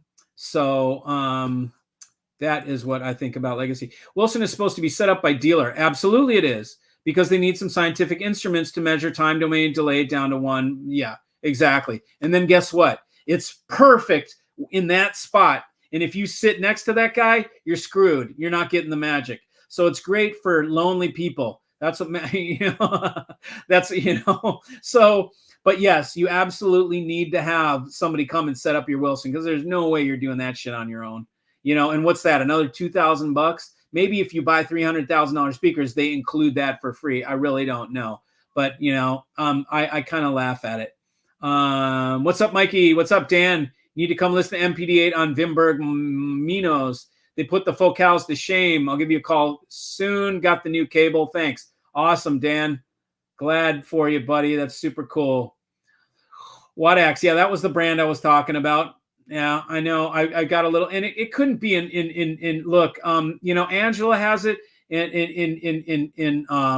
up in Canada, and she's the real deal, man. She's got heart. She's the real deal. But some serious jackasses have it in the United States. Like some people that I would not trust in a million freaking years.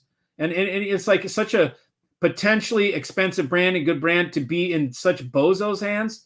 It's like, wow, you know, oops, you know, there's a couple brands that, man, they couldn't be in worse representatives' hands. And some of the brands are really good, you know. What would be your dream audio system, headphones and DAC amps? So I don't like headphones. I don't like DAC amps either. He's talking about a digital amp, so I don't like those either. So my dream audio system is the one that I have: Fisher & Fisher, Nat Audio, Jeff Rowland, and Playback Designs. David Cross says, Zipper Unamused, no answer from Exponent as of yet, or any other show or promoter yet. Makes a person or business really, but curious. Yeah, I mean, because it's a weird question, David. And you know, it's like, you know, of course they wouldn't. Why would they? Why would they? You know? Yeah. So MSRP arms race. Yeah, that's what it is. It's an MSRP arms race. I mean, they're just like, who can make the most expensive shit? We saw that Dart Zeal phono cartridge for $1 million, million Swiss francs. I mean, how ridiculous is that? That's like, okay, they're just trying to do that to be those guys so that they get notoriety for having something so retardedly priced. It's a nice and expensive board. Yeah, bro. I know how to make shit. Not all Chinese hi-fi is crap. Yes, it is. You know that. You used to sell Jay's Audio and Kinky Studios. It's all shit. I can say whatever I want, brother. Okay. So it's not crap. Okay. But we don't give a shit because China is communist and they don't let their people practice religion. They can't freaking say, go to China and bring a Bible and watch what happens. Go into the town square and pull out a Bible and give it to somebody and see if anybody takes it. Tell them that the whatever his name is, the CCP leader, Jiaojing, whatever his frickin' name is, say that you don't like him in the town square and see what happens.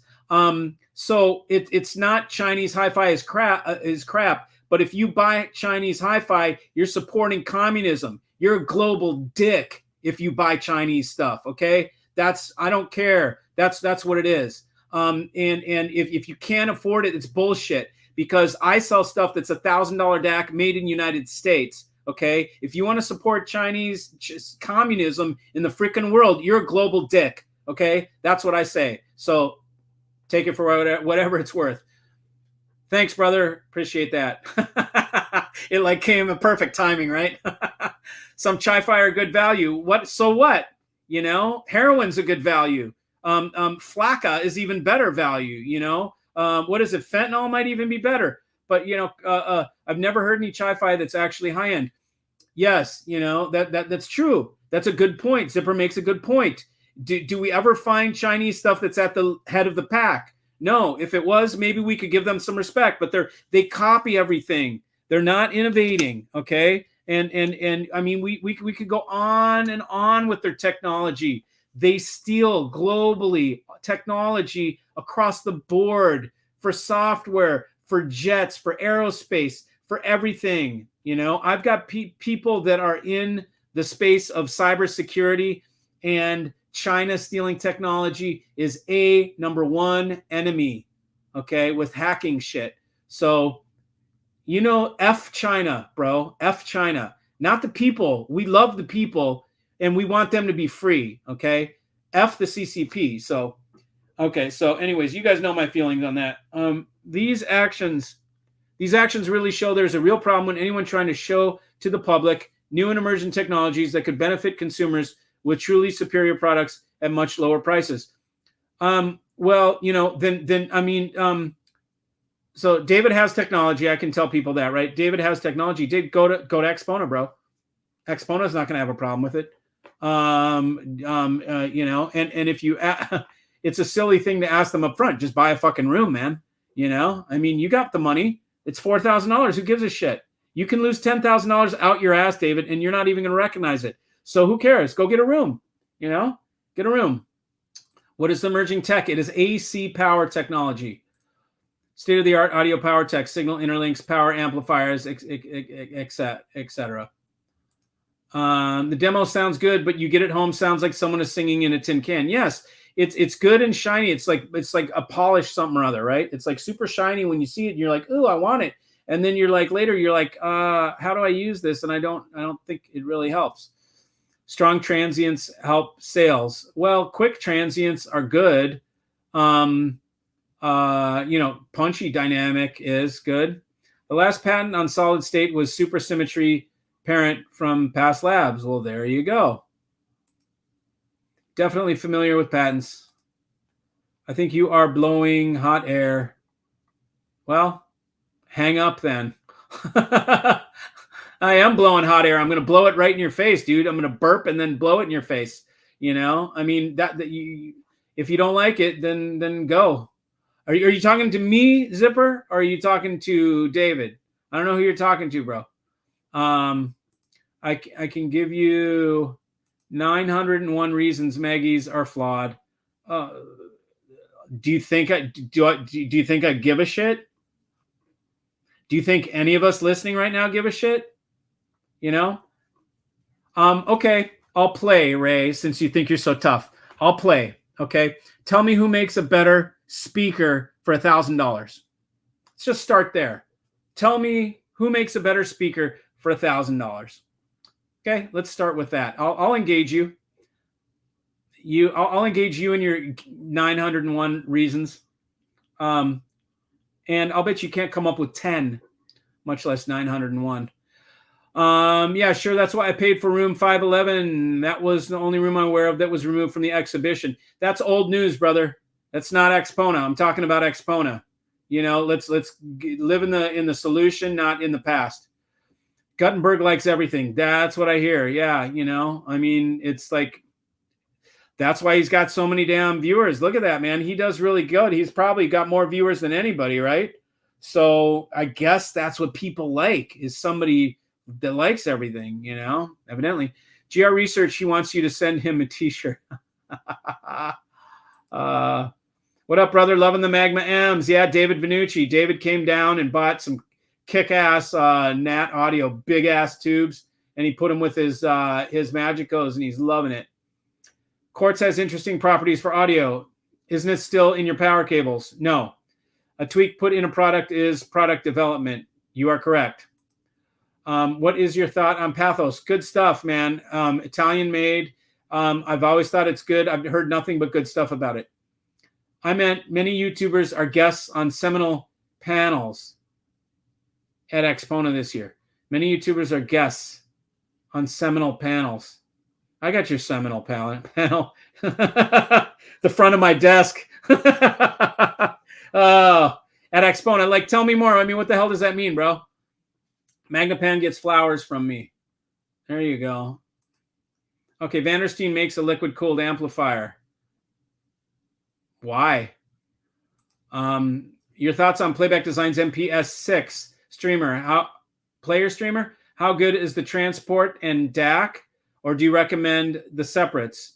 No, with the MPS6, you're going to get the same DAC. They don't change it to put the transport in. So you're getting the same DAC. On the MPD8, when you put the transport in, they change it. They take out a power supply. But you don't lose a power supply on the MPS6. So the transport's great, man. Transport and DAC, it's a great single solution, you know, and it's not that crazy.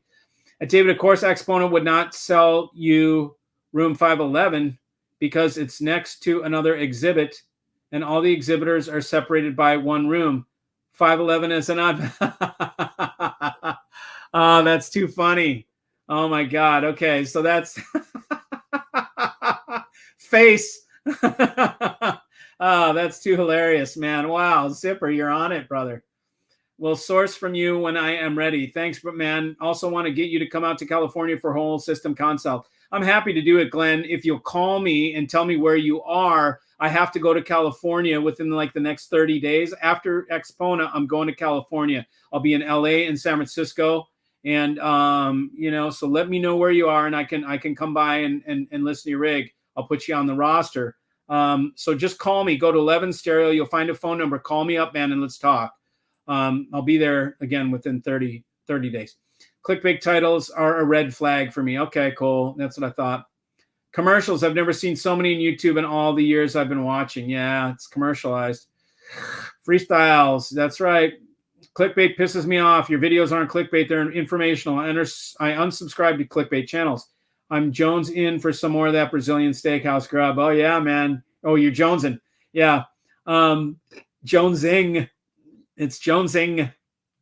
For some more of that Brazilian steakhouse. Yeah, man. That was good. I took Davey out to a Brazilian steakhouse here and we chowed some picanha and a bunch of stuff. It was delish. Tommy Kehoe, what is a good 122-pound speaker floor isolator or coupler on a hardwood floor besides isoacoustics? Live Vibe audio. I like to just put the Live Vibe audio spikes. I like to screw them up into the where the normal spikes go on the speaker and then put them into their sinks. They call them. They're big giant coins, like just discs that's to take the vibration out. Those have always worked really good for me. What frequencies does a Roland power supply operate at? How the fuck do I know? And I don't care. Why do I give a shit?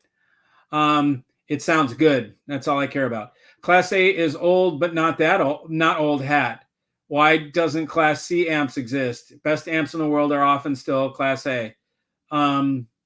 Class A is, it's totally old hat. I don't know why Class C amps aren't good for audio. That's why.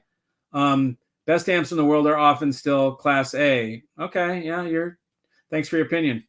What do you think about Spectral amp and CD player? Spectral is supposed to be good stuff. I've never had it. It's supposed to be good stuff. I don't know. People that have it like it, you know. They were around a long time, you know, and people had the old stuff and they still like them. So I haven't heard anything bad about Spectral. Amp X sounds killer is also a red flag for me, as if transparency is not good enough. I'm not sure I completely understand. Sounds killer. Does sounds killers mean colored? I don't get it. Audio music preamps have beaten Cat preamps, some of the best in the world. Yeah, well, the best preamp is no preamp. Stat. There you go. Can't even have Winnie the Pooh in China. It's banned. You get arrested. Really? Is that how it is? That's pretty bad, man. Where was your phone made? China. Bullshit. Korea. I think you avoid Chinese because your margins are too low. Cone man, you're just that's such a douchey statement, bro. There's certain things you can't change, you know. Where do you think this shit's made, huh? Is it China? You think I buy my fucking weaponry in China, bro? Where do you think this is made? You gonna buy one of these motherfuckers in China? No, you're not gonna fucking buy one of those in China. So you can stay with your lame ass Chinese shit if that's what you want, Cone boy. Stick with Chinese shit, you know. Everything I buy, my shoes are not Chinese, my jeans are not Chinese, my shirts are not Chinese, my watch is not Chinese, my pens are not Chinese.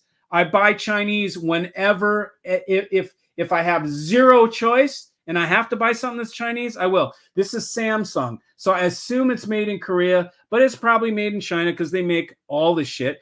But it doesn't mean I can't boycott it. So your whole thing is stupid, bro. It's like, if you want to buy stupid ass Chinese bullshit fucking audio, then buy it. I don't care. But quit trying to make a case for China, you dumbass.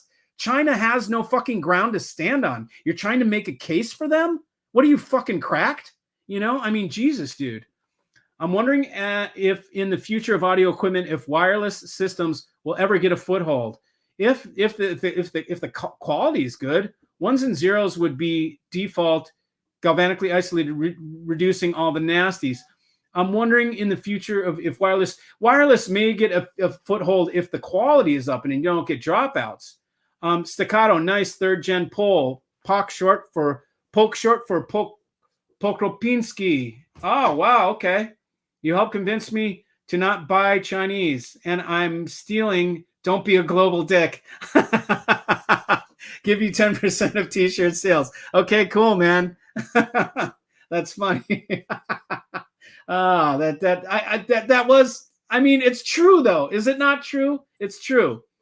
We'll let Con Man be the global dick. Okay, Con Man, you're the global dick because you're trying to make a case for China. That's just dickish to even try and make a case for China. So you're global dick out of the group. Hi, Mikey. What is your thoughts on Vitas audio amps? I don't know much, man. I know that they're very expensive, and I think they're made well. My hunch is Hans Ole Vitas like makes shit to high degree. It's like Pagani, right? He seems like he's one of those designers. Just if I can buy something better for more expensive, then I will do it. And so it seems like good stuff. I have to spend time with it. I met the distributor. I'm going to talk with him more, but you know, if I don't think there's a value, I got this problem with having to have a value in the hi-fi that I sell. There has to be some sort of value. And if it's totally overpriced, just for the sake of buying that name and so that you can be part of an exclusive club, I'm really not on board. You know, I'm just not on board. I'd have to meet the guy. I'd have to spend time with the company and see what I think. Like, for instance, Audio Note, very expensive stuff. Also part of the club. You need to. It's very expensive, and you are part of the club. Now, I met Peter, and I spent time with the guys in the room, and I like the company. Do you see me grabbing it to sell it? No, because You know, you kind of sell Audio Note or you don't sell it. It's one of those things where you sell that and then you don't sell anything else. I know you can sell it alongside other things, but it's kind of like a whole ecosystem. It's a whole vibration. It's a whole thing. So I would have to spend time with Vetus and then phone. No, stop burning your thumb. Get a roach clip. This is, I know that that is from dye. That is dye from today. I was dyeing the bolts on my Harley.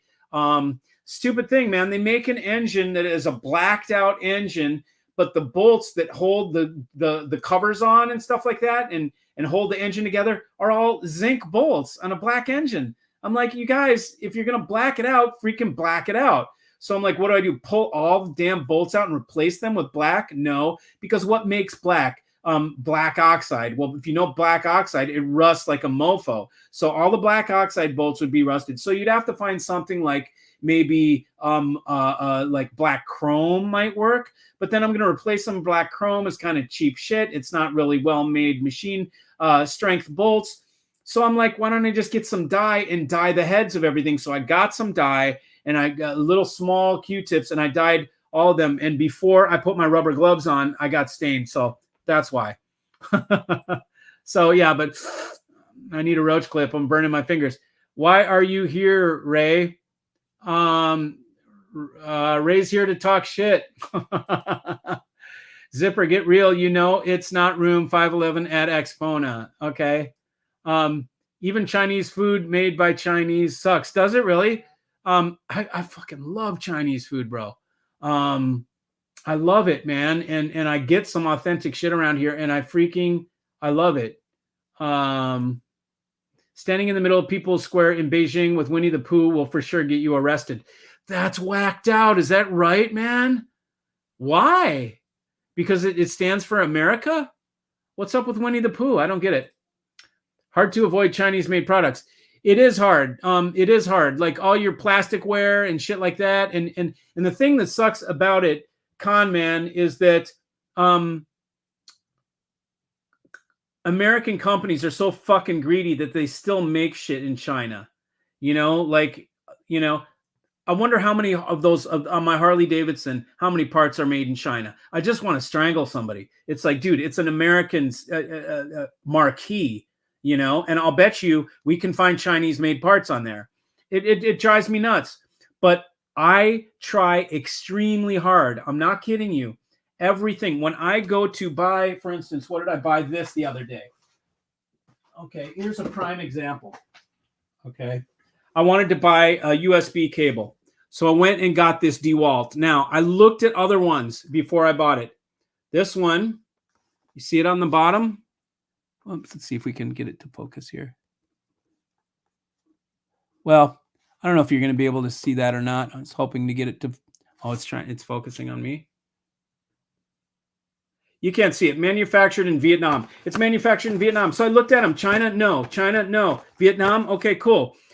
What I suspect is that the Chinese are going to Vietnam and setting up camp over there, and then it's still a Chinese company sending money back to China, and they're making it in Vietnam. I'll bet you anything. But whatever. At least some of the money's going to Vietnam, and it doesn't say made in China on it. So right down to my freaking USB cables, I look for shit that's not made in China. I will not take vitamins made in China. I will not. No, dude, I'm hell-bent on it. Like, I'm not kidding. And you'd be surprised. There's a lot of people that are like me because I'm finding more and more stuff that's not made in China. A surefire example is the shoes, tennis shoes, and clothing, apparel. Everything is moving to Portugal, like Nicaragua, Guatemala for the t-shirts. Guatemala, Nicaragua, they're not making them in China anymore. So clearly, there's other people that are anti-China. You'll be surprised by how many items are made in Southeast Asia. China is the yeah, right. Exactly. China is. I'll bet Mikey has 100. I'll bet you have 10,000. For my 100, you got 10,000, homie, because you don't give a shit. I do give a shit. So, anyways, I know Jay's audio margins are low. Who's that? What margins? Jay's Audio Lab is not a dealer. So I don't know what you're talking about. And why would his margins be any lower than anybody else? They wouldn't. They'd be the same. UK dealer made $50 when I bought a $2,700 DAC. Truth. Disagree with Chinese human rights X, but don't shit on their good hi-fi. You make a big thing about honesty. I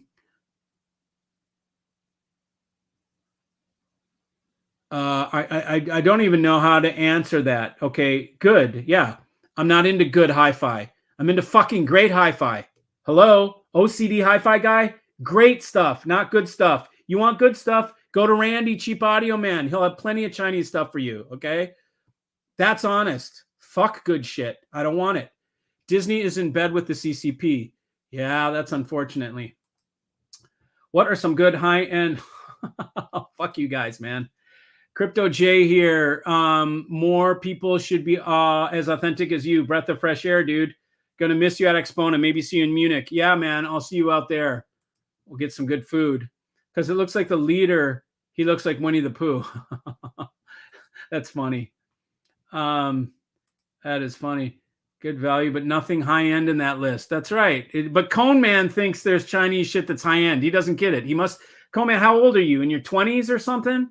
You know, you still, you know, and look, I get it. If you're in your 20s and you're working for $18 an hour or something like that, then maybe, you know, Chinese is good for you, bro. Maybe it's worth the suffering of the people for you to have your fucking $5 headphones, okay? Not for me. I can afford the expensive shit. My clients can afford the expensive shit. So we blow off China 100%, okay? Because we believe in human rights. So good stuff. You want good stuff. Again, I'm not the good stuff channel. I'm the great stuff channel. Is the Jeff Rowland 555 in monoblock configuration with the Jeff Rowland preamp better than the Damon is? It costs more. Damon is, it costs more. The Damon is a way different thing. Okay, the 555 with the, it's still the 555 on each side with the Roland preamp still doesn't have a DAC. Okay, but the Damon does. Okay, and Damon has a really good DAC. So it's kind of like you're not really comparing the same things. And the Damon is it's an integrated, so it's not. Okay, Cone Man's 54. Well then fucking dude, shut up about China. Oh my God. Why are you so fucking, why do you got a hard on for China, bro? You know, I mean, what's your deal? You know, you're all fucking Chinese. You're all about it, man. I try and avoid Chinese manufacturers. So does all of us if we give a shit about people, you know? I mean, I care about human rights. That's all there is to it. And I stand for freedom across the United States. I'm sorry, across the globe. I think people should be able to practice their own religions and not be imprisoned for saying, for expressing themselves. So I don't support anything China does. I don't give a fuck how good it is. It doesn't matter to me. I don't support it. But if you support it, bro, all the power to you. You know, I ain't here to stop you. Pay more than Glenn several times. I don't know what that means. If there is a war with China, we won't be getting anything. Yeah, that's for sure. Mike, yo, sup? Surprise live chat. Dig it, man. Yeah, man. I did a surprise live chat. I just felt like I didn't do a video this week. So I'm like, you know what? I'm just gonna make one. Ted, ME1 cabinet stands and optional grills are made in China. Drivers are made in Japan. I do not know that to be true. Prove it. That's what I would say to you. Because as far as I know, it's not made. It's made all in Japan, 100% of it. So I don't believe you. Prove it to me. Okay? Prove it to all of us. Heard Kinky sent products with top shelf parts to reviewers and produces components with cheap parts. Heard the other Chi-Fi will change to lower quality too. Yeah, I mean, okay. So what Polk is pointing out, and this is very true because I've been in manufacturing, is when you are you're manufacturing something, you got China building it, like amplifiers or whatever. If they run out of a certain part, they will substitute another part and not freaking tell you if it works. They'll just say, well, whatever. If it's not the same specification, it doesn't matter. Does it work? Yeah, it works. Then use it. they really don't give a shit. Oh, this little thing wobbles a little bit. Well, does the whole unit work? Yes, it does. Prime example was with the Kinky Studios, the integrated amp. It has a wobbly knob, okay? And it was a great value, $2,500 for an integrated amp, right? But the knob wobbled. And I told him, I'm like, this thing wobbles, man. It feels like a cheap piece of shit. But so fix that knob. And they said, good enough. That was their reply, good enough. And so if you want to buy products where the mentality of the manufacturer is close enough, good enough, they don't take it across the finish line. They bring it up to close and then they fail. The measurements don't exactly work. The metal isn't perfectly machined because it's good enough. And that's the mentality. So if you go to Switzerland, they throw it out. If it's not good, if it doesn't fit perfectly in the machining, it's thrown out. So it's just different ideas and different ways. And if you can't find that part, they're going to stop production. Not in China, they're just going to sub a part. They're going to throw whatever the fuck they got in the parts bin and throw it in there. So excuse my language. I'm letting the F bombs drop. That is supposed to be the reason why it's banned in China. I'm not making that up. He looks like Winnie the Pooh. That is funny. The leader looks like Winnie the Pooh. Honorable leader. Look like Winnie the Pooh. That's weird. Hi from Macau on a bus. What up, Shane? Good to see you, brother. Could you give your opinion on single driver speaker systems? Super cool, man. Couldn't find the other video where you mentioned it. Single driver speaker systems are freaking totally cool because it's amazing that one speaker can do all those frequencies, and it's extremely coherent because it's one speaker doing all those frequencies. You don't have the anomalies that you do when you have to mix multiple drivers and get them to cross over and function all together, phase correct and time delay and all that shit with the different wavelengths. When you have a single driver speaker, it's extremely coherent. There is something extremely special about a single driver speaker. Now, that being said, it is not as dynamic, punchy, doesn't have the visceral impact kind of.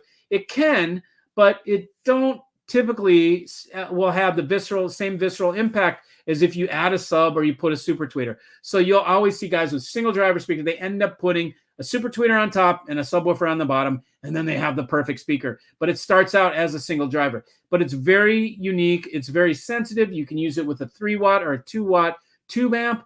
So single driver speakers are super cool. Full range. I presume you're talking about full range single driver speakers.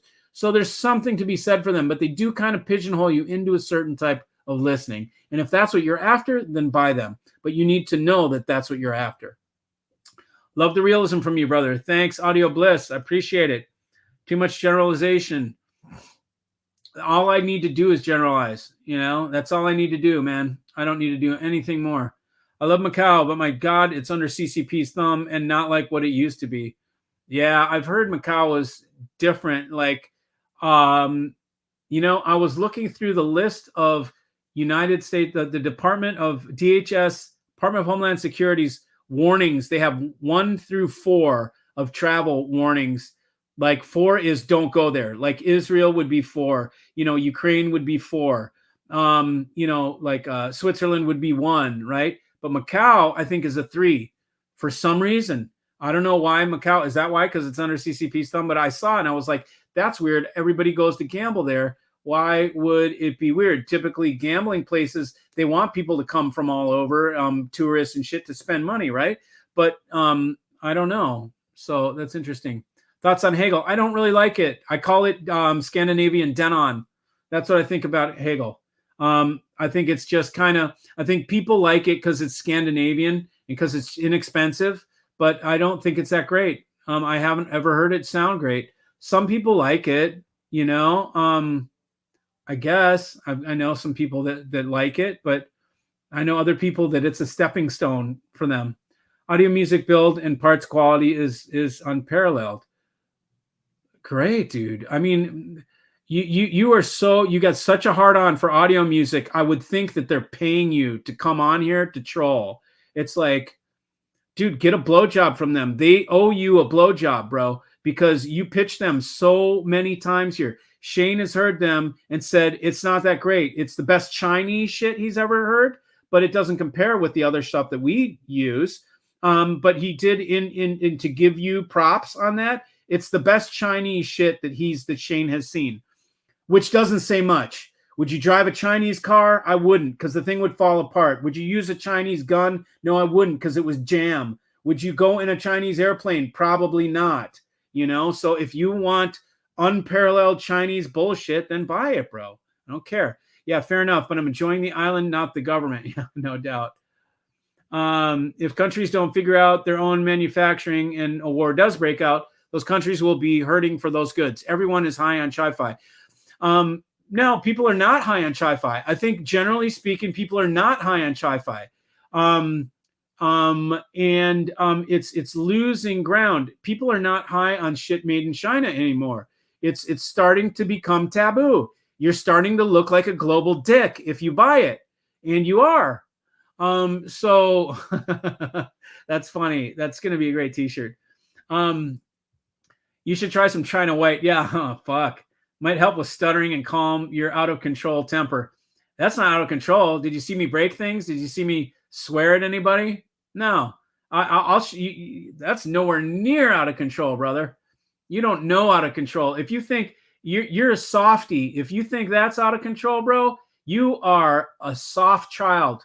I'm telling you, you're not a tough dog, because what I did is I'm not even yelling, you know, trust me. Out of control is my face red, spit flying out of my mouth, knocking this camera over. That's out of control. Okay. That's what out of control is, bro. So buck up, toughen up. It's in Chinese manufactured DNA to do things that are good enough. It totally is. That's exactly the answer that they gave me. It's good enough. Heard of horning hybrid speakers, Danish killers? No. Hey, Mikey, your thoughts, pal. What do you think of Soul Note 2 amp? I know nothing about it. Shane, avoid China. Mikey doesn't like it. I like China. I love China. I don't like communism. See, here is an example of global dicks that watch my videos. People that watch. Okay, so let's just I take that back. Okay, cone man.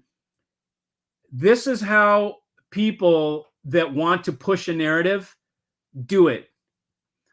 So Shane knows I'm talking about the government. Cone man knows I'm talking about the government, but he says Mikey doesn't like China. I never said I don't like China. I love China. That's why I hate the government. I love China and I love the Chinese people. That's why I won't buy any of the products, because I don't support their suffering. How is that so hard to understand? You know? Am I supporting Chinese products if I steal them? That's a great question. I love it. That's so funny. Zipper, you're ignorant. I don't think Zipper's ignorant. I think Zipper is probably on top of it. Hegel is made in China. There you go. That would explain it. Primar versus Hegel. Primar for sure. Come on, people. Push the like button. All right. Push the like button, man. I don't even know where it is or what it is. Hey, Mike, can you describe how avant-garde speakers image? Yeah, boundlessly. There's no, they image like there's no, they're limitless. What do they do well and not as well? I can't recall clearly from Exponent. Okay, so what do they do well? They are extremely precise. And what do they do not as well? They are extremely precise. Okay, so it's the same thing. They're so clear, and they tell you so much of what's going on upstream. It's like a window to the soul of the music. That being said, if your front end is not sorted, you're going to hear it. They take and moving them and getting them dialed in is it takes a little patience.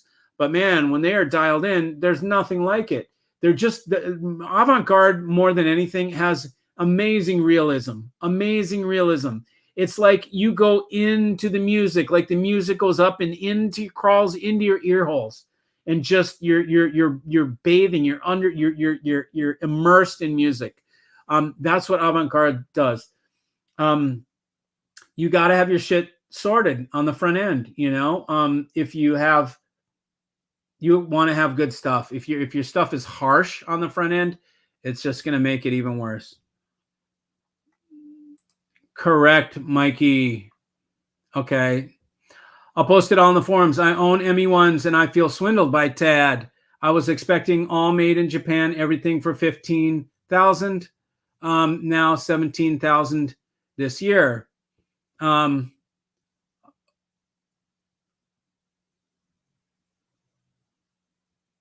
how do you know that they're not made in Japan? That's what I want to know. That's what I want to know. I mean, and if you were happy with them, you own ME1, and so now there's 17,000 this year. So this doesn't make sense, because if you bought them for 15 grand and now there's 17 grand, your ME1s just got worth more. So why would you be upset? Your ME1s went up in value. Okay. So I think you would need, did you see a made in China sticker? Let us know. Seems like there are a lot of wobbly knobs tonight. There is, man. There is. Yeah, it's a good DAC. The audio music, I'm not denying that, but there are a lot of better DACs out there. Okay, cool. China isn't communist. Oh, God, a Democrat. China isn't really communist. Okay, whatever. It's a one-party state capitalistic dictatorship. Cool. Okay, whatever it is, it's fucked up. Okay, so maybe I'm not using the right term. How about I just say China's fucked? China's government is fucked. Is that good enough? It's I mean, I don't care the technical thing for it. You can't have Winnie the Pooh there, or you get, hung or whatever, thrown in jail. You can't practice, Qigong. What is the thing that they practice there? What's that? Falun Gong. Try and practice Falun Gong in the square and see what happens. So I don't give a shit if they're not communists. They're fucked up. Okay, so good enough. Hi-fi. Yes, I remember when I got my first boombox. Yes, exactly. It was good. I'm liking you the more I listen to you, Mikey. I don't always agree, but I love your honesty. Thanks, man. I appreciate that. At least you can see that. I'm shooting from the heart, bro, and I'm not filtering stuff, It's just the way I am, which translates into, if you buy hi-fi gear from me, I'm not going to stiff you, right? I've got your back. I'm a realist. I'm a real guy. I'm not going to say some stupid shit and disappear. I'm going to deal with you, take care of you. If you're not happy, you can send it back. I'll give you all your money back. I don't need to keep your sale. And I'll make sure that you get across the line. I mean, I've got people on here that are my customers, and I don't think anybody in the United States that sells audio will take care of you as well as I do. That's just my opinion. And that's fair. That's fair for me to think that. Mikey loves the people, just not the government. I'm 100% behind that statement. Yeah, of course I do, man. Some of my best customers are, let me see. I can, two of my highest, of the customers that have spent the most money with me are Chinese American. And they say, Mikey, high five. You totally get it. We left for a reason, and we're here because we want what America has, which is freedom. Okay. Even though we're not, we're slaves in other ways, taxes and shit like that. Sure, we could argue it, right? But at least we can go in public and do and dress how we want, wear what we want, practice whatever yoga, religion, or Buddhism, or Muslim, or whatever we want, man. And one big beautiful melting pot. That's what makes us awesome. And I love my Chinese, just like I love, all cultures. People that knows me. Slap the likes. Yeah, slap it. I wish more manufacturers' build quality was as good as Jeff Rowland. That's a tough act to follow, Ramil. I mean, for sure, it is killer quality, and I mean, that's very hard to follow. And once the Rowland stuff is gone, once Jeff's not making shit anymore, people will really go, wow, We can't get in anymore, and nobody makes anything like this. And it'll be, yeah, and you could have bought a 125 for $4,000 time. You know how Mikey feels about China. Right. Okay. So stop teasing me then, man. Shane, Dixie, CCP, Shine. Yeah. Yep. Socialism. Whatever. People confuse country with state. China, country, and China, the state, which is one and same as not the same thing. That's a good way. Okay. Yeah. Yes. Yes, that's good. That's good. And that's exactly that's exactly what happens when I talk that way. So thank you for pointing that out, because then I can use that word, the state, as the distinction when I'm talking about it. And I can say the Chinese state. And then that is a proper way to identify what I'm talking about. So thanks for that. The people here have been nothing short of amazing to my wife and I. That's great, man. I'm glad to hear that. That's super cool. Yanks are brainwashed to think any country not full on capitalist, not full on cap. No, like that would mean that you guys are communist, right? Right? I mean, you guys don't enjoy it. I mean, UK ain't the best thing in the world, is it? I mean, you guys get fucked on taxes and shit like that, don't you? Have you ever been here? Look, let me put it this way. There's a reason millions of people are crossing our border right now to come in and get a piece of our life. That's what they want, man. They're flooding over our borders right now out of the South, flooding every day because they want what we have. And it's precious. And nowhere else in the world has what we have. And you can argue that as much as you want, and we are the global bullies. Yeah. But, I'd rather be a global bully than a global pussy. I'll put it that way. Are you being censored? If so, I will pay for the uncensored ship subscription.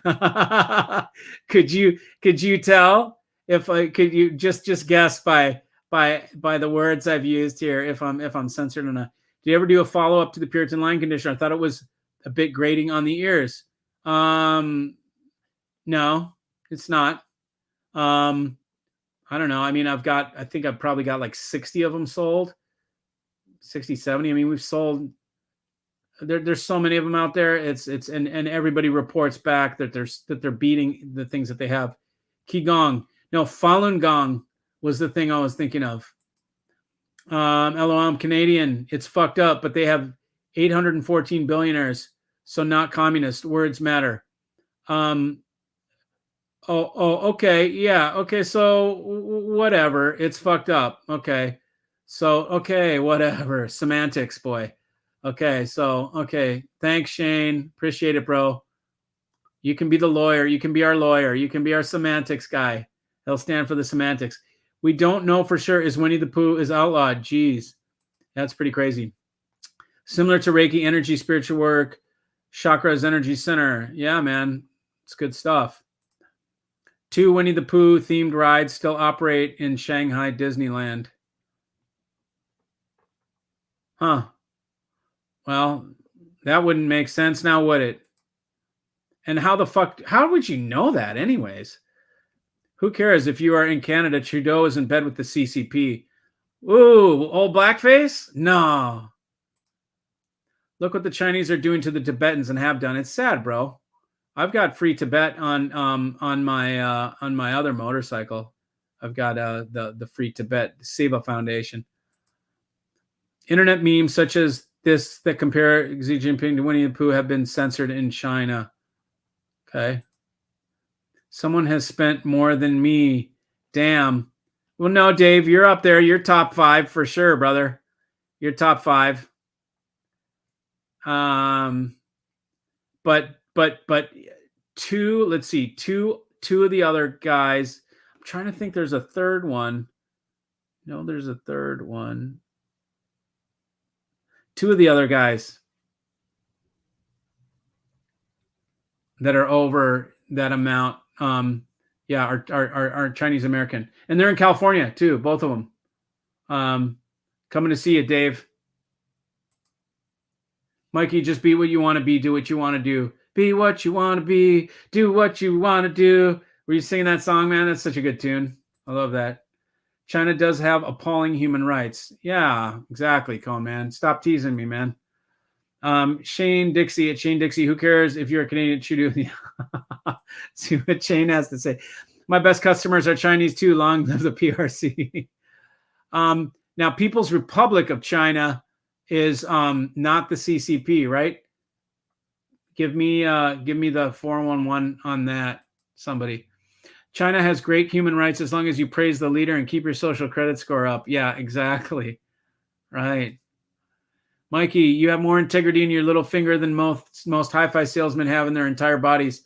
I've never been invited by anyone else to bring my own DAC to compare against the MPD8. Oh, yeah, right, man. Yeah, well, I mean, that's the best way, I had to run that through my head and figure it out. That's sure, that's the best way to know is like, I tell people all the time, if they want to bring their DAC, come down and listen to MPD8, bring your DAC and we'll throw it in my rig and you can hear it side by side. Vanucci can vouch for me. I have your back. He will take care of you. I know because he did. Yes. Don't leave anybody hanging. UK pretty capitalist. Yeah. And you got shit like Dunhill cigars there. I want to come to UK sometime. And you got Welsh Rarebit. Or is that like a Scottish thing? You got some interesting shit there. I will come and have some tea and whatever, crumpets. I have emails from Tad Pioneer, Japan. I'll bet if you check the label on the CE1TX stands box it will say made in China. Oh, I have the box right there. I could go walk it over there right now and look. I just built a ground up system and tried to avoid China stuff. That's interesting. I will check and I'll tell you guys next week. USA is a great country, but badly run like most of the West now. Yeah, I know it is. Right now we're in trouble, bro. We are in uncharted territory. Man, oh God, it makes me ill thinking about it. Puritan is great. I bought on Mikey's recommendation. Yeah, thanks, man. I'm glad you liked it. And it's made right there in UK. Puritan, I love mine. Thanks, Mikey. You bet, buddy. Every country has skeletons in the closet. Yeah, we are global bullies, that's for sure.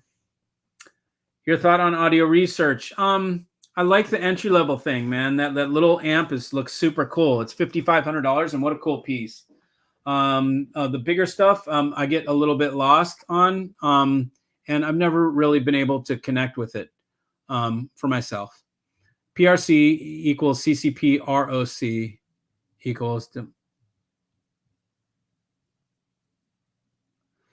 PRC, People's Republic of China, equals Chinese Communist Party, Republic of China, equals democracy. I don't understand that. Welsh Rabbit, hell yeah, man. I haven't tried it, but I saw it on, I saw, who was talking about it? Oh, Mr. Chow. If you saw he said that he came from, Mr. Chow is Chinese, man. That dude's a legendary person, came to New York City, Mr. Chow. Anyways, Michael Chow. He said he came to the UK first from China, and the first thing he had was Welsh Rabbit, and he was like, he freaked. He said it was so good, man. And then I looked on YouTube, and I thought it was just cheese on toast, but no, man. There's a whole special sauce that you make. Yeah, some people say rabbit, some people say rarebit. You can say both. They both work. But and I'm gonna try making some. Charles Harrison up there makes eggs and cocotte, which you got to look up that thing, man. If you like eggs, that shit is crazy too. So I'm going to try it. I should bring you guys along on my culinary adventures if you want. I made some bread today, and I like to experiment with bread. I made some bread and I put in some semolina flour and made a semolina bread with some sesame seed. Oh, so good, dude. I'm trying not to eat bread and gluten and shit, but I mouthed some gluten today, dude. And I loved every bit of it. I slathered it with butter and put some honey on it.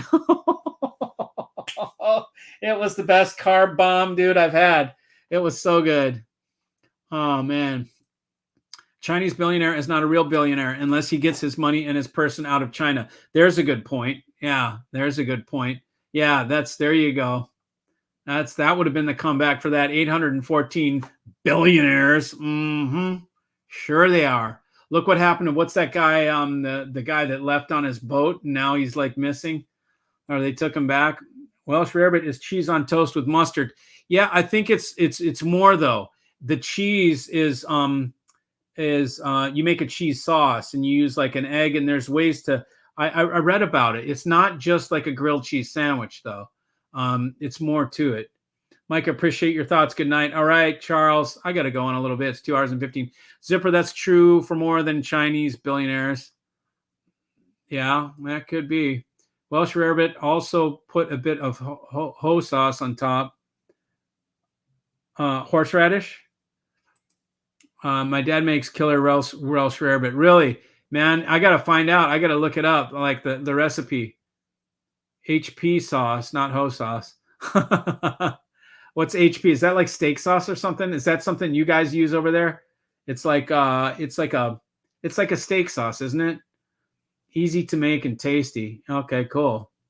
Carnivore diet popular now. Yeah, I know my brother got a jacked up stomach from the carnivore diet. Zipper, what do you think many USA billionaires, why do you think many USA have moved it out? Yeah, who knows? I add Worcester sauce to cheese on toast and mustard. Simple Welsh rarebit. Huh. I will try I'm going to try the exclusive one where you go. Why? I gluten intolerant. I'm not gluten intolerant, and I'm trying to lose my belly. Okay, that's why. Are you sure most people are not? You can always make it gluten-free, and it doesn't have to taste like crap if you do it correctly.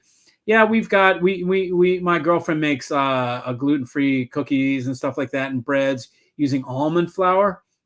But the bread, I like it to have the air pockets and bubbles and like puff up, with the yeast and stuff. So do weights for the belly. Shit, I need to do freaking cardio for belly and trim back. This is I know how to. It just takes discipline is all. All self-respecting U.S. billionaires keep bulk of their money offshore. Yeah, Cayman, BVI. Yeah, for sure, man. All right, guys, I got to go. 2 hours and 17 minutes. Time for me to get out of here. But thanks, everybody, for joining. Good to see you all. And I will catch up with you guys on Wednesdays. So maybe I'll keep doing this on Saturday. Look like we had a decent amount of people that showed up. So anyways, thanks for joining, you guys. I will see you soon. So have a good one. See you.